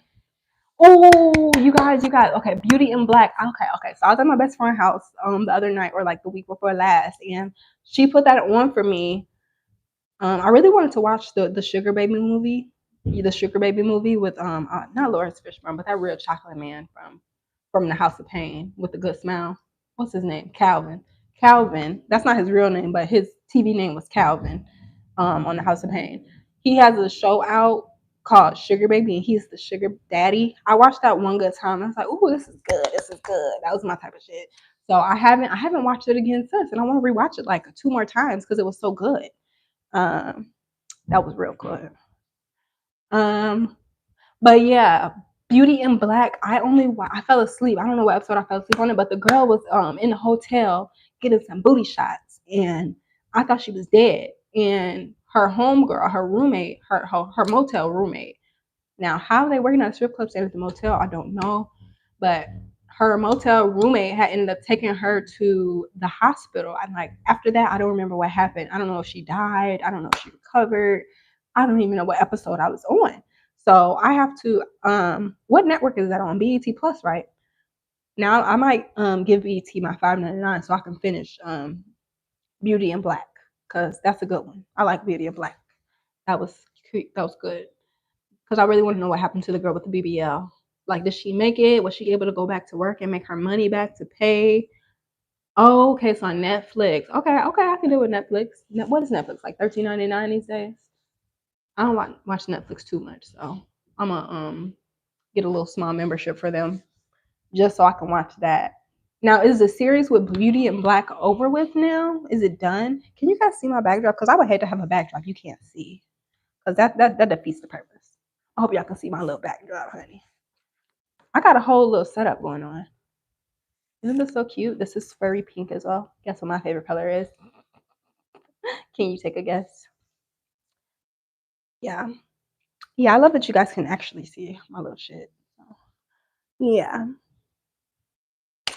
Got a little big head going on, so can't see too much. If you would oh no, I broke free of my contract with T-Mobile, and it was the best thing I ever did in my life. T-Mobile, mm. T-Mobile giving away anything free is crazy. Your phone bill must be like $200 already. They're like, okay, yeah, we can give you something free for sure. It's 8 new episodes that dropped like when? You're giving me the tea right now, Mr. Rodriguez. Okay, so I'm gonna tap into that. I'm gonna tap into Beauty and Black because I've been thinking about the last few days. Yeah. Oh yeah. I need to get some things together. I need to get together my itinerary for Atlanta because I'm be in Atlanta for a few days and I don't know what I'm gonna be doing out there. I want to switch it up though. Like I don't want to do my regular smegular stuff. I want to eat. I want to try some new restaurants. If everything looks good, I would love to go to a spa. Maybe I don't know, but I'm gonna be in ATL for a few days coming up. So, oh, P Valley. No, that's my shit. P Valley is my shit. August. Okay, yeah, I love P Valley. That was my first show. Like in certain shows, like I will download a platform just to watch. Otherwise, like I don't watch TV 12 months like out of the year. I don't watch TV. Like YouTube is my TV. So like when y'all dry on here, I ain't got nothing to watch. I'd be mad. I'm like, damn, I gotta get creative and do something. Which is fine. But yeah, I like to have stuff going on in my background when I'm doing stuff. Jeez. But is today Monday if I'm not mistaken? Somebody should be coming live. Give me some entertainment today. Yeah, I be in people bushes, but I don't really drop down in the chat. But yeah, I was in somebody was that yesterday or the day before? I was in somebody's bushes and I was just like, look at this shit show. This is sad. I really wanted to come and be like, girl, get yourself together. You're making us look bad out here. But I didn't. Motherfuckers just be so gone. Like I feel like if I even say something, it's gonna go on one ear and out the other. So it's just like it's okay. It's all right. It's okay, baby girl. You be great. Okay, so yes, Monday, yeah. Oh, all right. I just got some good news. Okay. All right, you guys. I'm about to log out. I'm about to do my thug dizzle. I'm about to enjoy this day. I have to work tonight, and y'all be looking for the next saga. Be looking for the next saga tonight about like not tonight. I'm sorry, y'all. Thursday night. Be looking for the next part of my saga and yeah, just shout out to the people who have been here for my journey through the ups, the downs, the cries, the misunderstandings, the days where I used to cuss out people who were commenting and I didn't even know like why I was cussing them out. But sometimes I get really defensive. And when I get defensive, anybody can get it. So for a majority of my YouTube career, I've been on defense because I haven't had anybody in my corner. Like I've had like older women that have stood by my side and have let me know like do this, do that, stay prayed up, do this, do that. But I also been in the battlefield battling people who just say negative things and who are just being spiteful. And I'm the kind of person like I have the time and the energy to I'm gonna battle with you. I will battle with you to the end of time.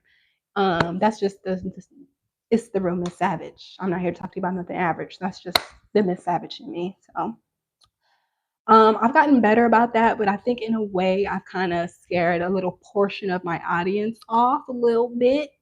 But that's okay because I rather have quality people over a large quantity of people. So I like what I'm working with now. My platform is starting to grow. I'm almost at 3K subscribers. To y'all, that might not be nothing, but to me, it's everything. The goal is 1 million. So we got some ways to go, y'all. We're gonna be here for a while. We're gonna be here for a minute, you know. So but I also realize it's also scary because I see a lot of my favorite content creators, like my Kyra Uniques, my Ilya Faces, my my who else? Who else do I be watching? Yeah, those are the other people. You watch who I watch. You ask who I watch on here, Rodriguez, Aaliyah Face, Kyra, I'm unique. These are my inspirations to the way that I create my vlogs, and that's where like I get my perfectionism from, and where I am able to just like really get creative and crafty with my content creation because I look up to these girls who are the goats of this influencer game, this content creation game. And they started where I started with a little background like this. And now literally content creation and being an influencer funds their lifestyle. Like those are the ones that I have looked up to and who have inspired my journey thus far. So Peter Polak, Polazik. Okay, yeah. Hi Peter. Can you drop their names in the chat, please? Ooh, just type it in. Just type it in because they're so popping. They're so up there. They so fly with it. They're so cool with it. If you just put their name in the algorithm, they're gonna come right up. Aaliyah's Face, ALIYAHFACE. Aaliyah Face. That's that girl. Kyra I'm unique. CIRAHOMIQUE. Kyra I'm unique. That's that girl. Okay. And they just got back from a Jamaica trip that was sponsored by Shea Butter. If that's not inspiration, that's not inspiration, you guys. Like, I was so happy to see them on that. I'm excited. Like, I was on my way to Jamaica for a sponsored trip. I'm like, oh my God, this is so exciting. I'm probably going to go back and rewatch it again because I'm like, that is not the Jamaica that I got to see. I got to see Jamaica, like, on a beautiful part. And I'm still trying to go back to the Rio. I'm taking a trip back there to go to Rio because that was like such a beautiful experience. Like I still like it's that's why I say like it's no hurt feelings like with me doing this saga. And I hope that Mr. Marcus don't feel no type of way because I don't feel no type of way like towards him or anything. Like nothing has changed or nothing like that. Like I'm still very grateful for everything that he's done for me. I'm literally just sharing my story, my testimony, and my experiences because I never got the opportunity to. Like even he is the same person who announced that I would be doing a book. So this is equivalent to me doing my book. That's all this is. It's no hurt feelings. I don't hate that man. I'm forever grateful for him approaching me, and this was just my experience. And I made mistakes throughout the experience, you know. And I'm not saying like, oh, he's this terrible guy. Like, no, no, no, no. No. I'm literally just sharing my story. To this day, I felt like it was a spiritual connection and something spiritual transpired because when that man approached me in Centennial Park, I literally had a wrap on my head and I had just gotten off the phone with my financial advisor and telling him, yo, I've made every mistake that I can possibly make out here and I don't know what else I'm going to do. I had just gotten off the phone with my financial advisor, you guys, as I was walking around downtown. And I was just lost. And all I was thinking to myself was like, I think I actually was just like, I don't even have $10. And that's how I knew it was spiritual when this man approached me. And at the time when he approached me, it looked like his birthmark or whatever it was in the middle of his head. It looked like a cross to me. And to me, that was confirmation. That was confirmation of some sort. Like it was okay. I'm spiritual, so I look for things like confirmation and signs and symbols. And to me, whatever the little thing in the middle of his forehead, it literally looks like a cross to me, you guys. So it was just a sign of comfort or okay. It just put something over his aura to like let me know like shit was okay. But even in that moment, I still didn't do the interview. But whatever, that was like that stood out to me. It stood out to me, and that was like a sign from up above. So you know, Nisha was like, yeah, you have the right to share your story. Absolutely. And that's the thing about it. Like, I never felt the opportunity was there because it was always so many people I had to deal with on here because they had bits and pieces of my story. They had email and everybody's making up their own scenarios of what happened, what could have happened, traveling the class and all this, all this, all this. And it was just a lot for somebody who never experienced the wrath of social media. Although yes, I brought it to the internet, I didn't know like what to expect of it. I didn't know like, so when all that shit started transpiring, people started like attacking me via over this, and people started making content with my name and titles. Like I was really confused. And the only thing I could think was to get into Vince mode. And that's what I did. And I did that for like 6 months straight. And so it was really just like my real life was playing out on the internet. And it wasn't, it's not something somebody can tell you like how to deal with and how to manage. Like it just kind of happens how it happens. But honestly, I can say like I'm thankful the way everything has transpired in the public eye. And I'm glad, I'm thankful to where my platform is and where it's going. And this is literally, y'all are watching my journey. Y'all are watching my journey. Y'all are going to be here for so much more. And I know that I inspire others because I can tell by their style of content. I'm not going to put names on it for that one, but I can tell, even me being a small content creator, I touch other people. Like I have other content creators talking about investment properties and they don't even really know what the fuck they're talking about. But I know they heard Miss Savage say something about it, so now they say something about it. So it's just certain things. Like I know I inspire other people, you know, and I'm always just walk my path. And I'm gonna try and do it with grace and be as authentic as I can with y'all while still protecting myself. So we have covered a lot of the base today. We've covered a lot of base today, you guys. I'm a Taurus. I'm a Taurus. It crossed this wild literally, and it faded away like over time. He said that that was something like he's taken stuff for, but it's never gone anywhere. But like it looked like it crossed to me, and for me that was a sign like of comfort. But still, like things shit when shit got crazy, it got crazy. But when it was good, it was good. Like I don't really know like what to make of it. Like I was just grateful until you've experienced like the same people he interviews, like the people who be having multiple personality disorders, the people who be all drugged out, crackheaded out, the people that you see you see them transform from like when they first get on the streets to like a year later when they're on the streets and they're all just doped up and cracked out. And you get to see the journey as people go through their life in the streets. Those people are out there day and night, 24/7. Do you guys know what it's like to be a young woman out there in Atlanta in the streets at night when places close and you don't have nowhere to go? Until you have ever experienced that, you can't really relate to me. You can't really judge me. You can't really speak on why I've done what I've done and why I put myself in certain situations. And people don't understand until you're out there and you're in those streets. Like they say, oh, it's resources out there you could have gone to. It's resources, it's homeless shelters, it's women's shelters. You don't understand the amount of it's not the safest environments all the time. Like it's scary. It's scary. I've been outside at night like 3 o'clock in the morning, 2 o'clock in the morning, the wee hours of the morning, and I see people. I've had to cross the street. I'm just like I've walked around the streets like for 4 or 5 hours at night sometimes in Atlanta before I had moved in with Marcus, and I was just in the bounces, like not like figuring shit out, like until you can understand what it's like to get off work at 1 a.m. and not really have an idea of what the fuck you're about to do, where you're about to go, you can't really understand my struggles. You can't really understand why I've made decisions that I've made and why and how I could be grateful for someone giving me housing in a situation like that. So, you know, I've literally been in like I've been in Atlanta hours and hours at night, and I've seen people like talking to themselves walking across the street, and I would literally have to cross the street and walk as fast as I can to get the fuck away from this maniac.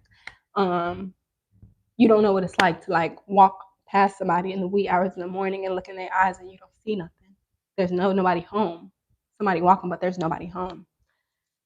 And you know, the same people that he interviews are the same people who be out there in the streets day and night. And it's very, very scary. But I survived it, you know.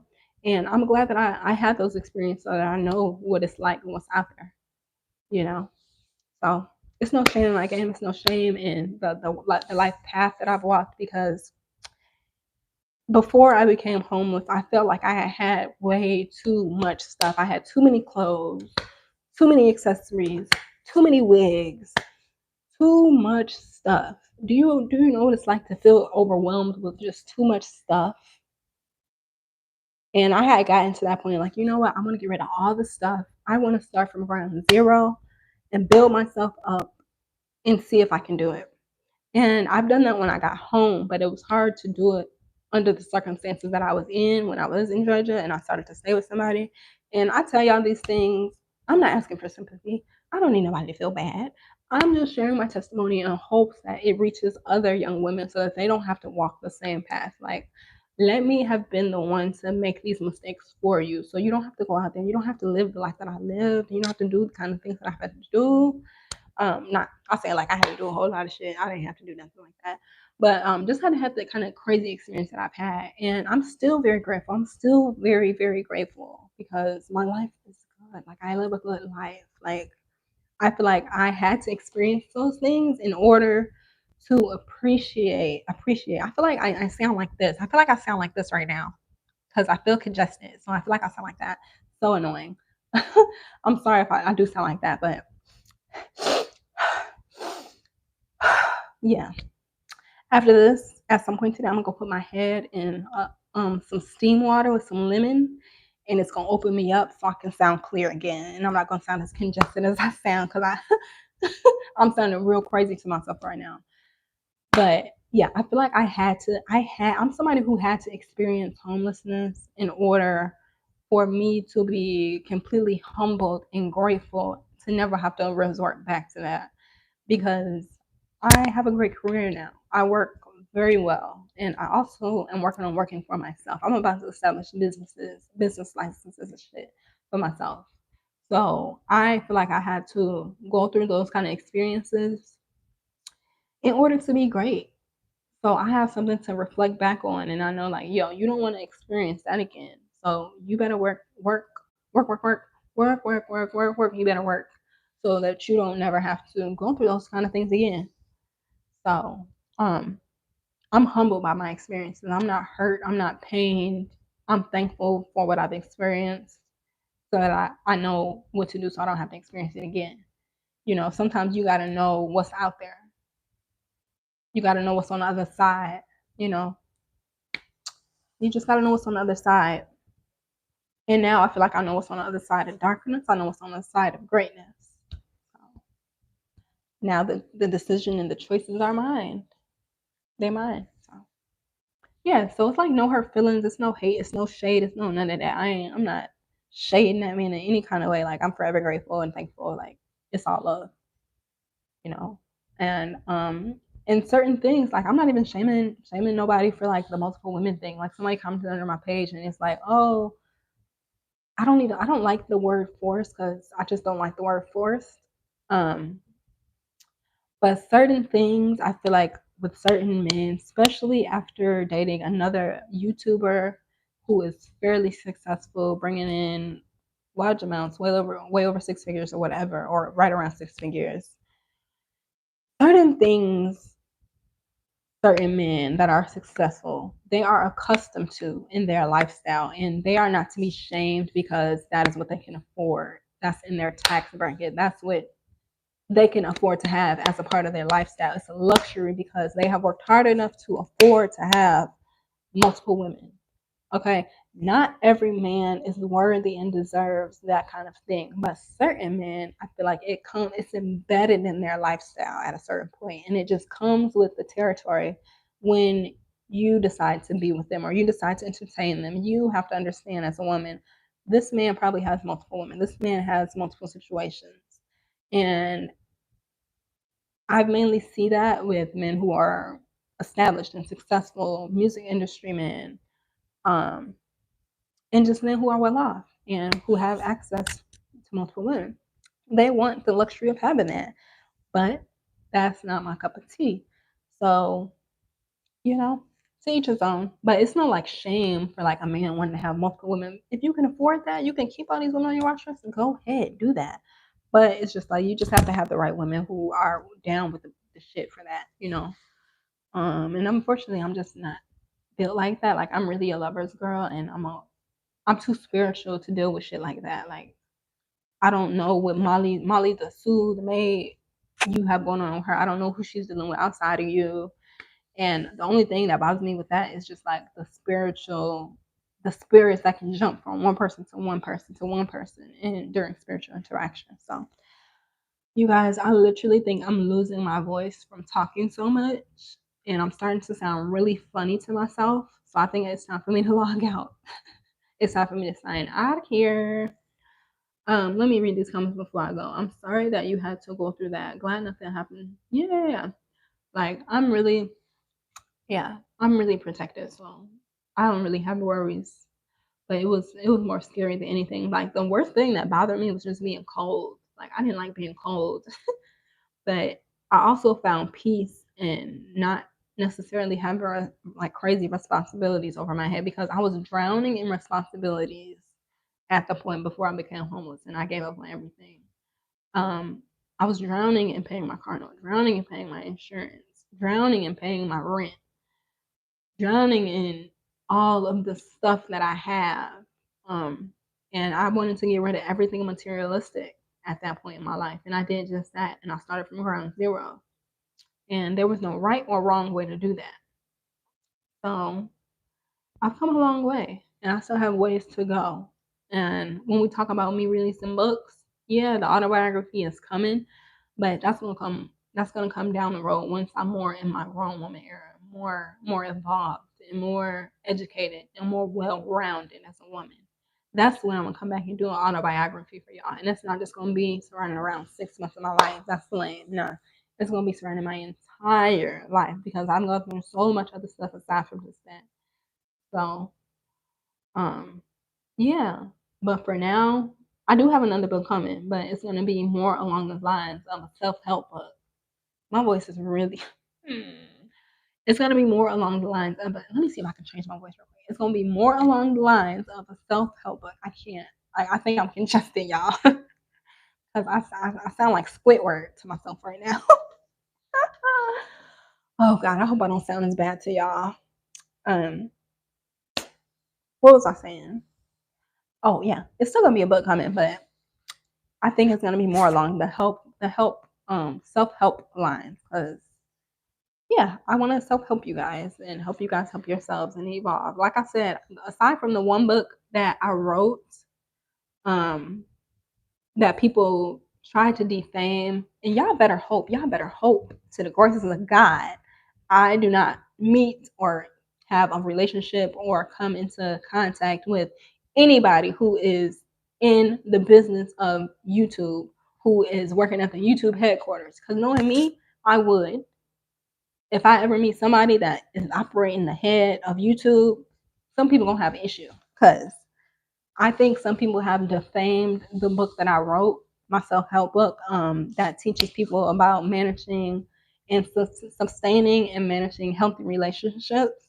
That book, I think people have tried to defame it and make it something that is completely not something about fucking how to be a sugar baby. My book don't have nothing to do with how to be a sugar baby. So how could you ever come out of your mouth and say, how could you even defame something that I created and say that I was creating something like that? How? When I've never said, "Oh, this book is about how to be a sugar baby." No, it's not. I've never came out of my mouth and said that. My book is specifically about sustaining and maintaining healthy relationships, and I still have that book out. So I still have to do some more promotion around that. But yeah, you find another person that's from ATL interviews who have written and released their own and self-published their own book and then come back and talk to me. But yeah, that's definitely the defamation of character. So yeah, y'all better hope I don't find a lawyer because I'm gonna be on your ass. Because why wouldn't don't ever defame something that I created? Talk about, oh, she wrote a book about how to be a sugar baby. I ain't never did that ever. Like that's the lamest thing you could ever come up with. People try and take one thing from your life and try and make it everything. Like I did one video about the pros and cons of being a sugar baby. One video. So, you better pray to the lucky stars I don't find a good lawyer, or I don't come in contact with the owner of YouTube. That's gonna be somebody's ass. But yeah, Nisha, you said I don't sound groggy. I don't sound like Squidward right now. I don't sound congested to you. I like y'all don't understand how I sound in my ears right now. It's crazy. Oh my god. Ooh, baby. Ooh. I guess I'm just not used to hearing myself talk. So yeah, that kind of hurt my feelings a little bit when that had happened. Like, I think that was last year. People like as soon as my book came out, people was talking about it. Like, oh, and then that another lady, yeah, they just spread rumors about it, like talking about, oh, it's a book about sugar babies and how to be sugar babies. Like, you dickhead, you didn't even read the book. You didn't even go purchase it to know. But I'm thankful. Like, that's a big accomplishment for me because ever since I was younger, I've always wanted to be an author. So for me to bring that into fruition and for it to actually happen was amazing. So I'm forever grateful that I did that. So they have to be just big mad because damn, you ain't never wrote no book in all 50,000 years of you being on this earth. You never put your brains together in a pen to paper to write a book about your life experiences. But I have, and it's plenty more where that came from. Yeah, I actually wanted me being an author to be my main career. Like, I always wanted to have like a New York bestseller. Oh my god, my voice is irritating. I'm gonna have to log off, y'all, because I can't even get my words out for some reason. Like, I don't know what's going on.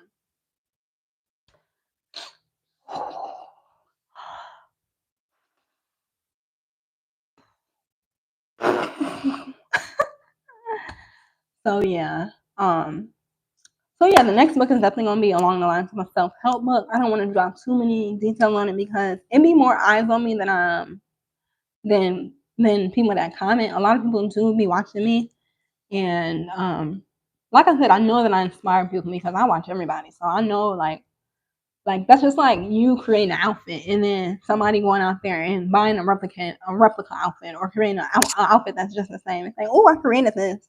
And then you see it on the screen like, bitch, that's my shit. I created that. I did that. But I guess that's what happened when you pop in. You do what you want, you pop in, and people replicate it, you know. But it's cool with me. It's cool with me. Um, sounds like you deaf, but you can hear it. Exactly. That's what I'm like. It sounds weird. Like I don't know what it is. I'm not deaf, but I think I'm just talking too much and I'm congested. Thank you for being honest. Cause like I know I sound crazy right now. um,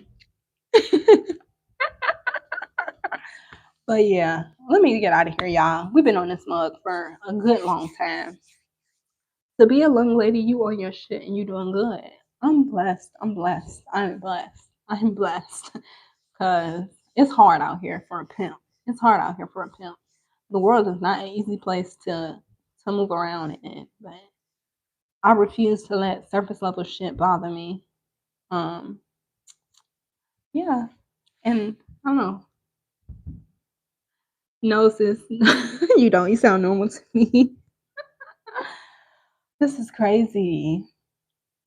I think I'm just not used to hearing myself talk so much. Like I don't talk a lot. Oh my god. Hey Donna girl, what's up, Donna? Good to see you. How you been doing? I seen you comment on my video, my first video. I was commenting back to you, but it was so much I could say. I didn't even know where to start with the comment. But thank you so much for just showing love and always just being here to support my channel. I appreciate you. And I hope all is well. You're one person, like you're one subscriber I would definitely come see. I heard you one time on Sheena. I think that was Sheena's live stream a few months ago. And you was on there. And I was like, yeah, Donna cool as fuck. Like that's one person like I would go. I think you in New York. I would go to New York and I'll kick shit with her. Like I'll take you out and we can hang out. Like you one person. It be people on here that they'd be like, oh, we should link up. I'm like, no, thank you. I don't do social media relationships and bonds. But yeah, Donna, Nisha, who else? Yeah, Donna and Nisha, y'all two people in Queen Spirit. Y'all three people I would kick shit with and hang out with. Tammy Rose. Yana, sorry if you've already addressed this. Are you cordial friends with the interviewer? Um, we're very much still cordial. Like I called and spoke to him when everything had happened with his family, and I tried to give him some kind words of encouragement and advice. Like it's no hurt feelings ever towards him. So Yeah, we're definitely still cordial. We're still cordial. Sometimes I'm gonna be honest with y'all, I unsubscribe from his channel because I don't it's like being on YouTube sometime and being a part of the street sector, sometimes it gets overwhelming because it's like this is my real life, so it's a little bit more tricky than ouch than not. So sometimes that's a little bit harder because it's more real than anything. So, you know,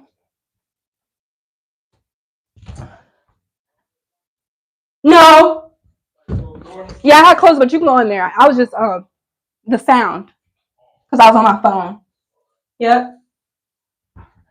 But yeah, sometimes it's a little bit harder just because I knew them personally, so it'd be a lot for me. So sometimes I unsubscribe. But I'll go back and subscribe when y'all be talking like when it be a good interview on. I'm like, oh, let me go watch this. I'll start back supporting. So it ain't no hurt feelings. It ain't no bad blood or nothing like that. Um. So yeah, yeah, that's still like the homie. You know, it's no hurt feelings. Like he might be a little mad at me a little bit, but um, yeah. At the end of the day, I think that we're still okay friends. I think we're still cordial. Like I think I can still call and ask him for like YouTube advice and stuff like that. Like it's no hurt feelings. Um, and when I get on, like when I really get on, I do like want to treat him sometime. Like I want to treat him to a nice dinner date or something when I come to ATL type shit, and nothing less and more. But just to like show my gratitude and just be be nice, cause yeah, I do want to do that one day. But yeah, I don't think it's any hurt feelings to answer your question. Yeah, that's because y'all had a relationship. Yeah, so like sometimes it'd be like it's like everything is in 3D for me. So I don't be ain't not yeah, it's like everything is 3D because I actually know this person in real life and I had experience with him in real life. And every so often like I'll get flashbacks like, no, I can't believe I went through this. I can't believe I did this. Um but at the end of the day, like, yeah, you know, hurt feelings. Yeah. Good question though, good question. Any other questions before I leave you guys? Any other questions?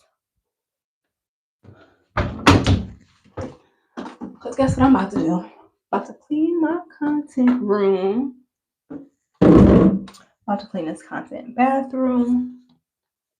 About to scrub these walls. My wall's not even dirty actually. But I'm about to, like I love just like it's just something about a fresh house. Especially before I light my candles and stuff. You like this hair? Let me get my comb real quick. Hold on. I'm gonna get the comb because this hair is smooth enough to be combed through. Let me go grab my comb. Oh, can y'all still hear me even though I'm walking away? I love that. Y'all can still hear me. I'm coming. Coming around the mountain when she comes. She'll be coming around the mountain when she comes. I'm back. I know y'all like the locks too.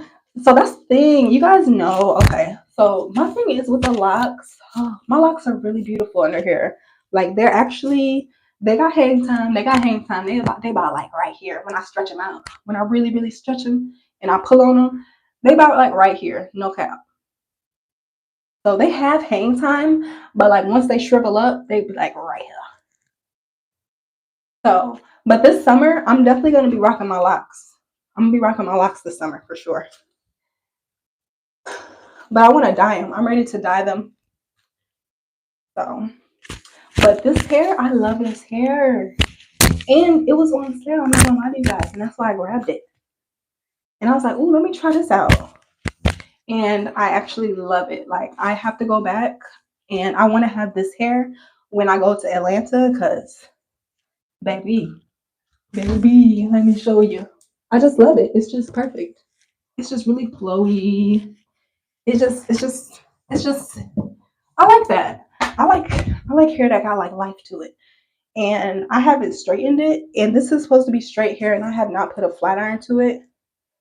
So, because you know, like when you flat iron your hair or your weave, you gotta have that that no burn stuff or the heat protectant, and I don't have any more of that.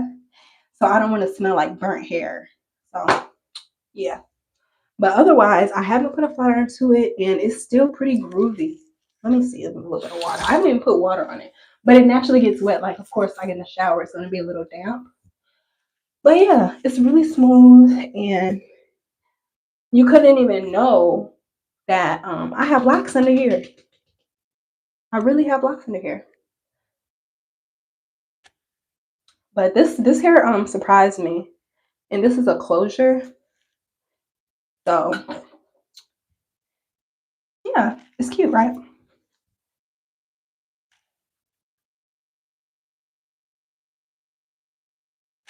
Yeah. Ooh. So yeah. Any other questions before I leave y'all? I think I covered everything. We talked about little school, talked about the spiritual journey. We hit on Black people needing to stop defending predators, pimps, and people who are in the street like concrete. We talked about that. We're gonna stop that, right? As a people, we're gonna stop that. We're gonna stop acting like people who are doing wrong are. It's surprising when they transition and the devil comes to collect. We're gonna stop acting shocked by that, right? Um, what else? What else? We hit on a lot of things today, you guys. We hit on a lot of stuff.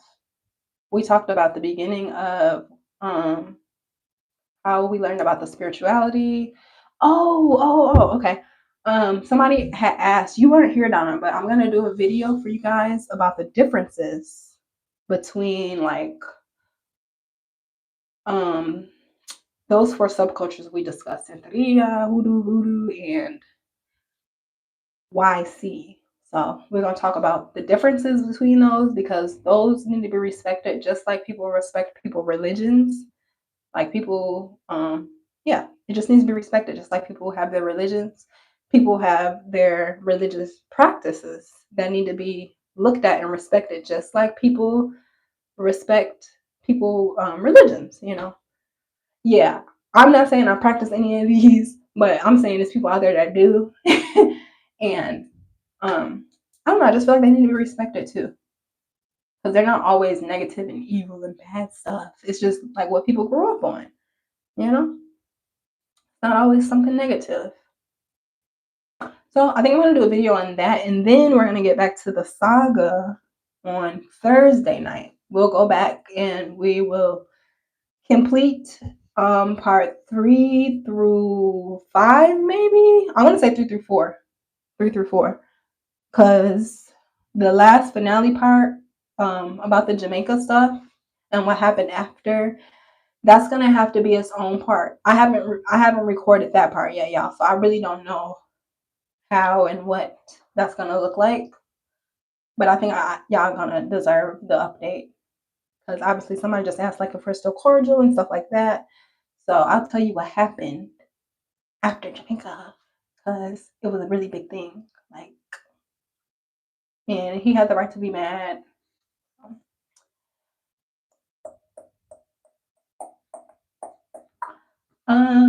You guys, I'm so thankful. I discovered my own latte recipe, and it's been working for me ever since. Like, I don't think I'll ever have to spend another dollar at Dunkin' Donuts again on a latte. So I've been making my own lattes at home for like at least 5 weeks now, and I'm so grateful because lattes are expensive. $7 a pop is crazy, and I like to have like two lattes a day at least. And it's not coffee. Like I haven't drunk coffee in like a long time, a few weeks. So I just been on my lattes. Super excited about that, and it's so good,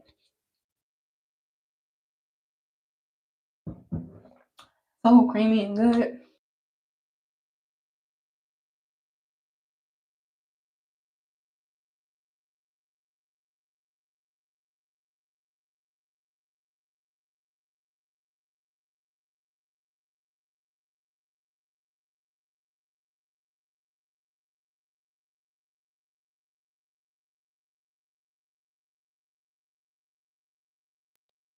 You lose sound? Let me go get start selling your own brands. I am legitimizing myself as a business. I am. I haven't released what the business. Okay, hold on. Hold on. Hold on, y'all. Let me switch my microphones.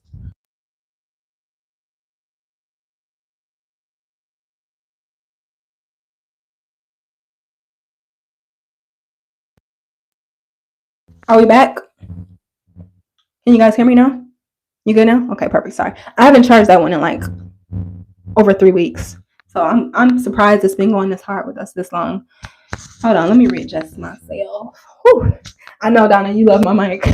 Every time I look at my mic, I think of you. You was like, that mic. Yeah, I love this little thing. And it does better than my big old $120 freaking microphone that I invested in. That I'm going to sell. I'm going to sell it, you guys, because I don't use it enough. I don't use it enough. So I think I'm going to sell that boy today. Yeah, I need that whole 120 back. I need it all in cash. I don't want no credit. I don't want no store credit. Run it back, boy. Please. You guys, I need my clip. Hold on. Okay. Okay. Can y'all still hear me or is it a little? I always forget how to take this off. What did somebody ask? Oh, somebody had asked me. So yeah, the whole brand thing. I definitely am. Okay, so let me ask y'all before, because I already know what I'm about to release to y'all. I already know what I'm about to legitimize and turn into a business. But what is it that you guys would identify me with for as a brand? What do you guys think? Because you already know I wrote the book. But as far as like another thing, what do y'all see me selling to you guys? I'm just curious. Because I already know what I got coming for y'all. I already know. The only thing I've been waiting on is to actually just make it a legitimate business before I just go out there and start like buying stuff for my business, like spending thousands of dollars on investing in myself. I'm like, let me go ahead because I think it's proper. I want to do things the proper way because this is a business that I started like when I first had my first apartment in like 2020. I was doing it, but I didn't legitimize it as a business, but I was selling products like, but it wasn't legitimate in the eyes of the government. And you know, I just want to be legit this time. Like I don't want to just be doing like an in-house kind of business. Like I want to do some real stuff and just make it legitimate. And you guys know, I'm not gonna say that because I already be giving away too much tea to other people. I'd be inspiring. You gotta let people learn. Gotta let people walk and crawl. But it's something about this YouTube stuff. You gotta be mindful when you're getting paid on YouTube when it comes to your taxes, because you can go to jail. So be mindful. Be smart. That's all I gotta say. Yeah. I don't want nobody going to jail for like tax evasion or tax fraud. And you think you're making money on YouTube, the IRS is gonna come and they're gonna pick you up. I'm being dramatic. But yeah. I know exactly what I'm gonna do, Donna. Like I got a business idea for y'all. You could claim your mic. There's so many things that I've invested in for my YouTube, my channel, like that microphone, this, I can even file like my nails and stuff like that. Like, but I'm not gonna go that far. But I'm just saying, it's certain things that I invested on specifically for my channel, and that can be written off as a business expense. So, yeah. This thing does not want to come off here, y'all. I'm trying to get this to unclip. Oh, I was sliding it the wrong way, you guys. Oh, I'm like, I know this thing is easier than that now. All right, there we go. Much more better. Okay. I love to dance, you guys. So yeah, somebody had Peter, I don't understand your question. Will it do much renta? What? Huh? I was trying to go back to something. Somebody, Nina Millimeter Mel has said, you don't want to be the demon slayer. Trust me, it's not easy being chosen. Trust me, I know it's not easy being chosen. It ain't easy, but I'm with it. I'm with it. It's cool.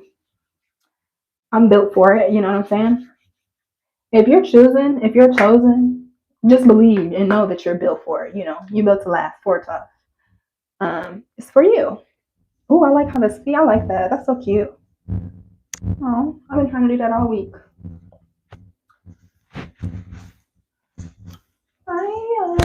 Yes, I ate down with this little hairstyle. I love when I do a hairstyle and I don't really know like what I'm going for and it just works out. And this was one of those ones. Like I did this and like this is a 45-minute quick hairstyle.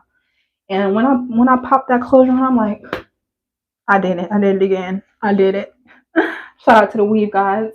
Shout out to the weave guys. Got me right together. Baby glad. Win. Yes, you can. It's hard, but you will win. Yeah. Sometimes you gotta be the one. You gotta be the one in that field as a chosen one. You gotta be the one willing. You gotta be. You just gotta be. It's your calling. What are you gonna do? Back down from your calling and then get taken out because you don't want to walk in your purpose? That's not an option. You know what I'm saying? So you better get in that field, put your cleats on. That's the way I see it. But I don't know. I'm real comfortable in my position. Like I know what I'm here to do. I already know what it is, so I don't mind. They said hi. Mm-hmm. So big chilling. Like I said, you see, I got my cleaning products. I'm about to clean my content room, get some things in order, and I'm gonna relax for a little minute. Oh my god, I can't believe I've been on here so long with y'all. We've been cooling and pulling. Now you guys are like my loyal. Y'all are the quality subscribers that I love and adore. And I appreciate you guys more than me having a large quantity of people looking at me. Like this is better for my social anxiety. This is a lot better. Like people don't believe. Like I be on my summer walk for shit. Like I understand that whole social anxiety thing, but still being able to get in front of thousands and thousands and thousands of people and be able to perform. That's me sometimes. That's what I just told y'all earlier. Like my social media meter goes out after a certain time of me talking to people. Unless like I really feel like a genuine connection with you for some reason. Um, it's only so much like I can say and talk about with people because as social as I am, I'm a chosen one, and it's always something. But God gives His tough spots to the strongest soldiers. Exactly.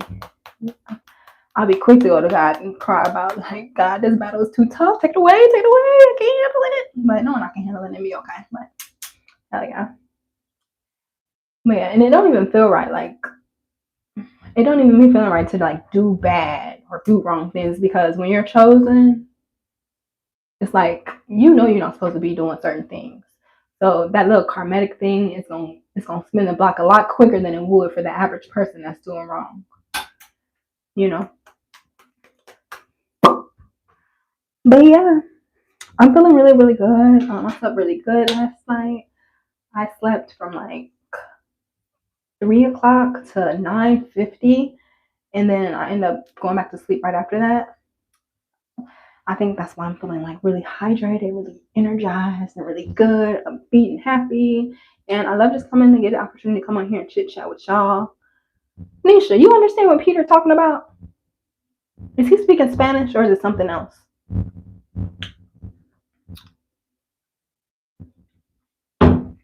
So I was having a really tough. This is off pocket, like off conversation, but I was having a really, really tough conversation with myself, like the last few weeks, and I didn't know if I wanted to come on and talk to y'all about it.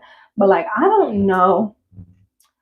I was like going through something like, I don't know. Am I done dating black men? Am I ever gonna date like another black man and take it serious? Because this is just off rip, you guys. I think we've gone through a lot as a culture, as a people, as brown people. We have gone through a lot, you guys.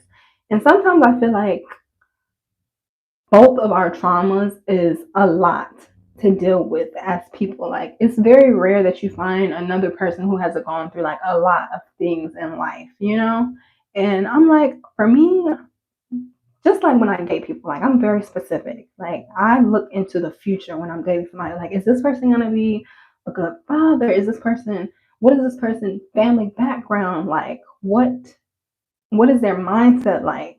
I look at those kind of things to identify like whether this person would be like a good person to procreate with. Like I think of that stuff ahead of time. Like I'm not even gonna entertain a person if I don't think that they have good potential to be a father. Like things like that.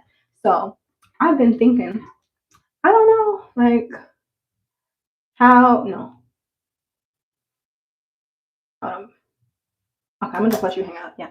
I don't know, like I'm not opposed to dating outside of my race, especially the older I get. And it's just so many things that have changed. Remember when I told you, like, oh my God, the way my thoughts have changed so much about like marriage, having children. Those two things have like shifted around. Like, I don't even know if I want to get married anymore. I'm for sure, like, as of right now, like, I'm cool being a rich auntie. I'm cool with that. I don't gotta have children. I don't gotta have no hooligans right now. I think I'm okay. I think I'll be okay. Like I'll be able to survive. Whereas like 4 years ago, if you told me like, oh my God, um, I couldn't really see what life would be like not being a living wife, not being a mother. I couldn't like really see like what would be the objective of life outside of that. But I'm like, the older I get, the more I realize, and the more like other people that come out of the woodworks, like women that come out and they tell their story about like what it's like being a traditional wife, what it's like being a housewife, what it's like being a stay-at-home mother. As they come out and they publicly share their experiences, I'm slowly backing out of like wanting that lifestyle. Just like, okay, I'm stepping away slowly. I don't think I want this. Like, that's what it's been like. So I'm like, I'm 100% cool, just like running it up and just enjoying life. Like, I don't know how much I really care so much about being married, having children of my own. I don't know. Okay, I try to let you chill.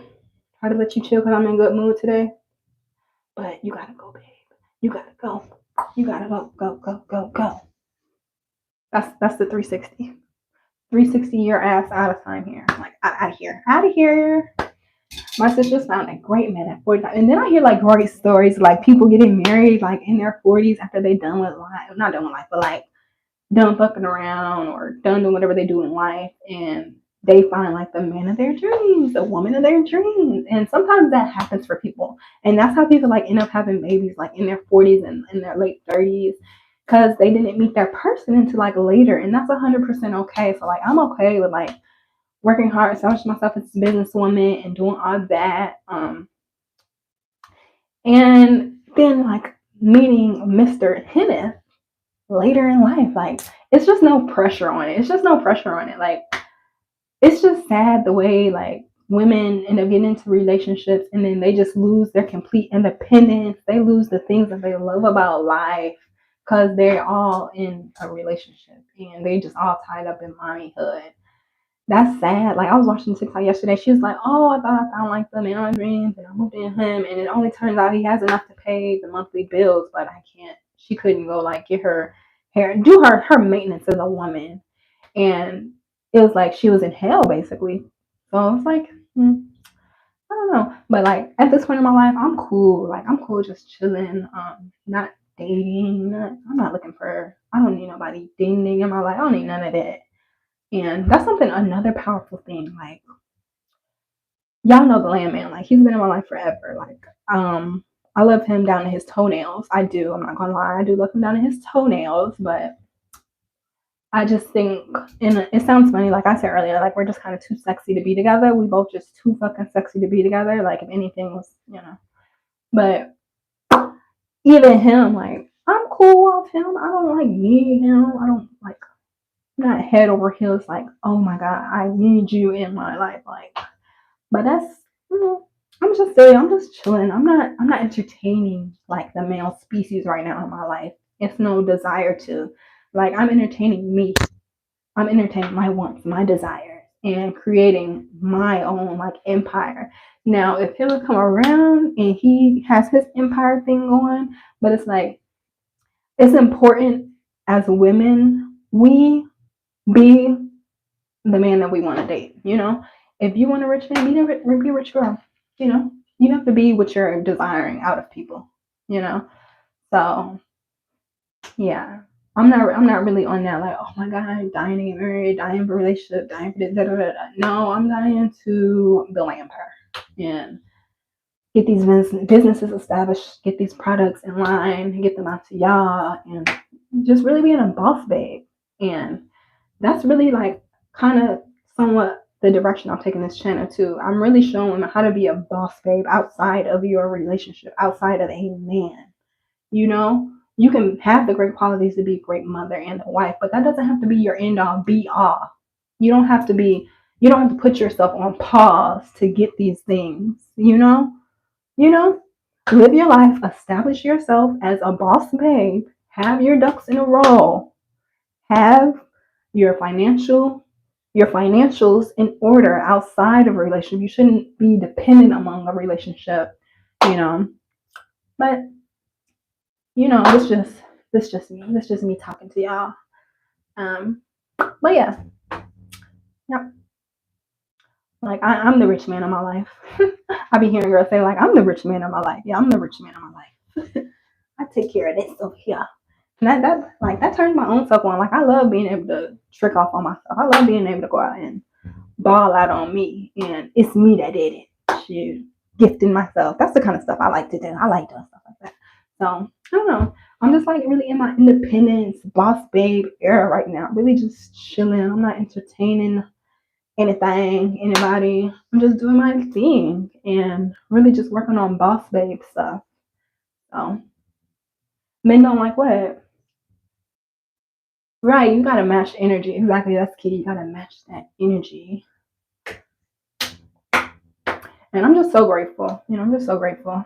And I have like a lot of, thank God, I have like a lot of masculine, like these thought processes don't just be mine. Like I grew up around like a lot of masculine energy, and I'm constantly surrounded by masculine energy that's constantly being pushed into me. So a lot of these thoughts are like the combination of me and these masculine energies that I get to go to for advice and other thoughts. But why is that bad? Never had a girl pay for something that's good. Wait, Lewis, what's bad? What do you mean what's bad? But why is that bad? Never had a girl pay for something that's good. What do you mean? Like you never had a girl treat you or something type thing, or like you never had a woman like I'm confused by what you're saying, Lewis. Go a little bit deeper with that statement for us.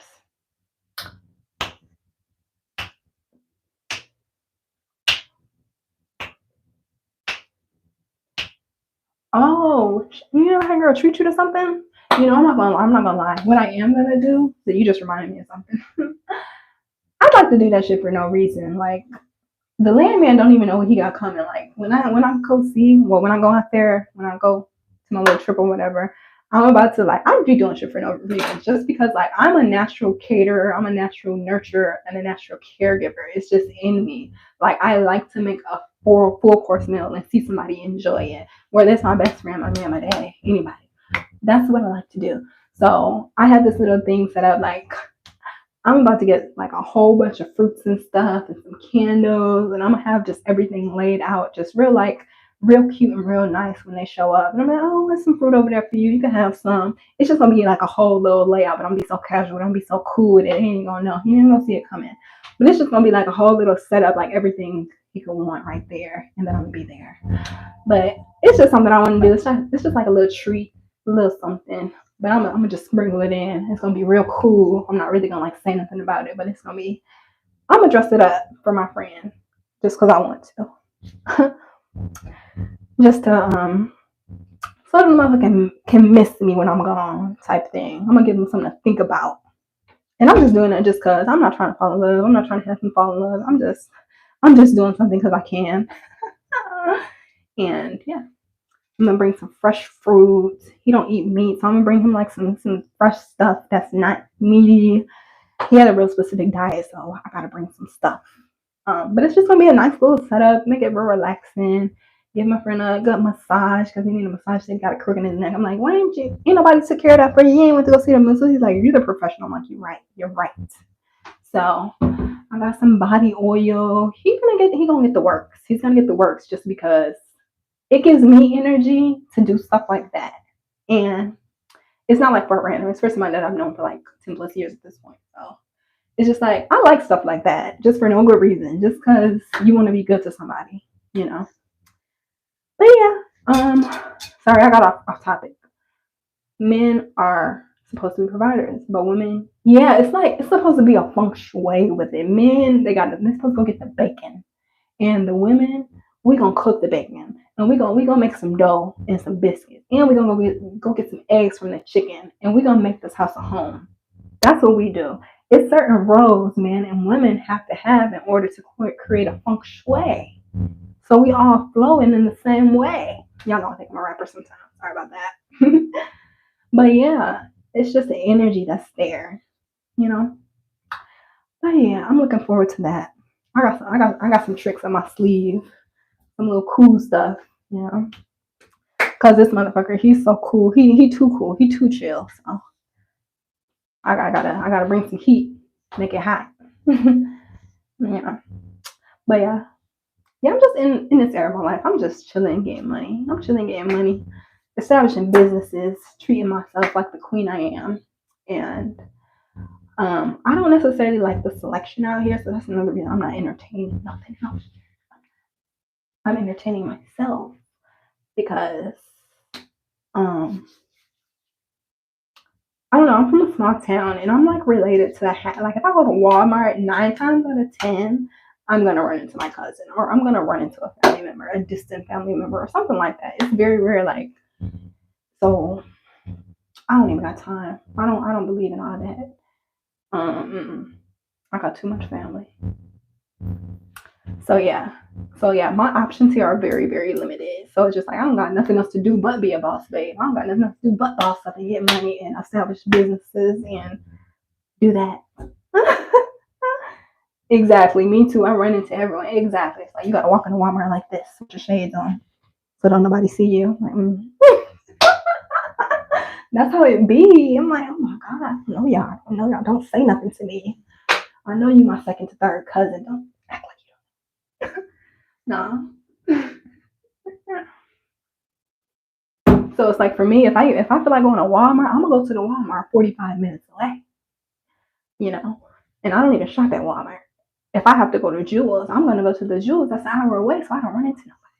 And then you know something else that I practice a lot that I've been learning from one of my other sprinkle. If you already know, you know. Places have vibrational frequencies. Where you go to has a vibrational frequency. So I be mindful of like the places that I go to, even if it's just to the grocery store, honey. I'm going to go pick up some new latte. I'm gonna be specific in where I go for that. And I'm gonna be mindful because I'm kind of real like, I don't know if I should tell you that. No, I'm not gonna tell you that. I'm not gonna tell you that. I don't want to get no crazy ideas. But all right, I've been talking y'all ears off for an hour and 52 minutes, you guys. So as you guys are coming in, make sure you guys hit the like button if you guys already haven't. I hope y'all enjoyed this chit chat with me today. We touched on like 5 different subjects. I did not just sit here and stare at y'all today. It wasn't any awkward silence. And shout out to everybody that just stopped by that is a part of my quality subscribers that always come out and always pop in, always support. Miss Donna, Queen Spirit, Misha, Mr. Rodriguez, my just genuine supporters that have been here from Jump Street. Shout out to you, Peter. Welcome to my channel. And yeah, it's just shout out to all of you boss babes that's just be here, that's been here from the very beginning. I love you guys down. I hope y'all have an amazing, what's today? Is it Sunday or Monday? Yesterday was Sunday, so today must be Monday. So hope y'all have a good Monday and be looking out for the part 3 through 6 of the saga of who the did I move in with. That'll be coming to you late Thursday. at the latest. Because Friday is just too much going on. Ain't nobody got time. Everybody ain't got paid. Y'all not gonna be looking at who's dropping content. I know y'all. So I'm gonna drop that for y'all late Thursday so y'all got something to watch. And I'm about to get out of here because I feel like my voice is fading. So I love you guys down. Thanks for staying around. And it's Sarah Miss Savage, and I'm signing out of here.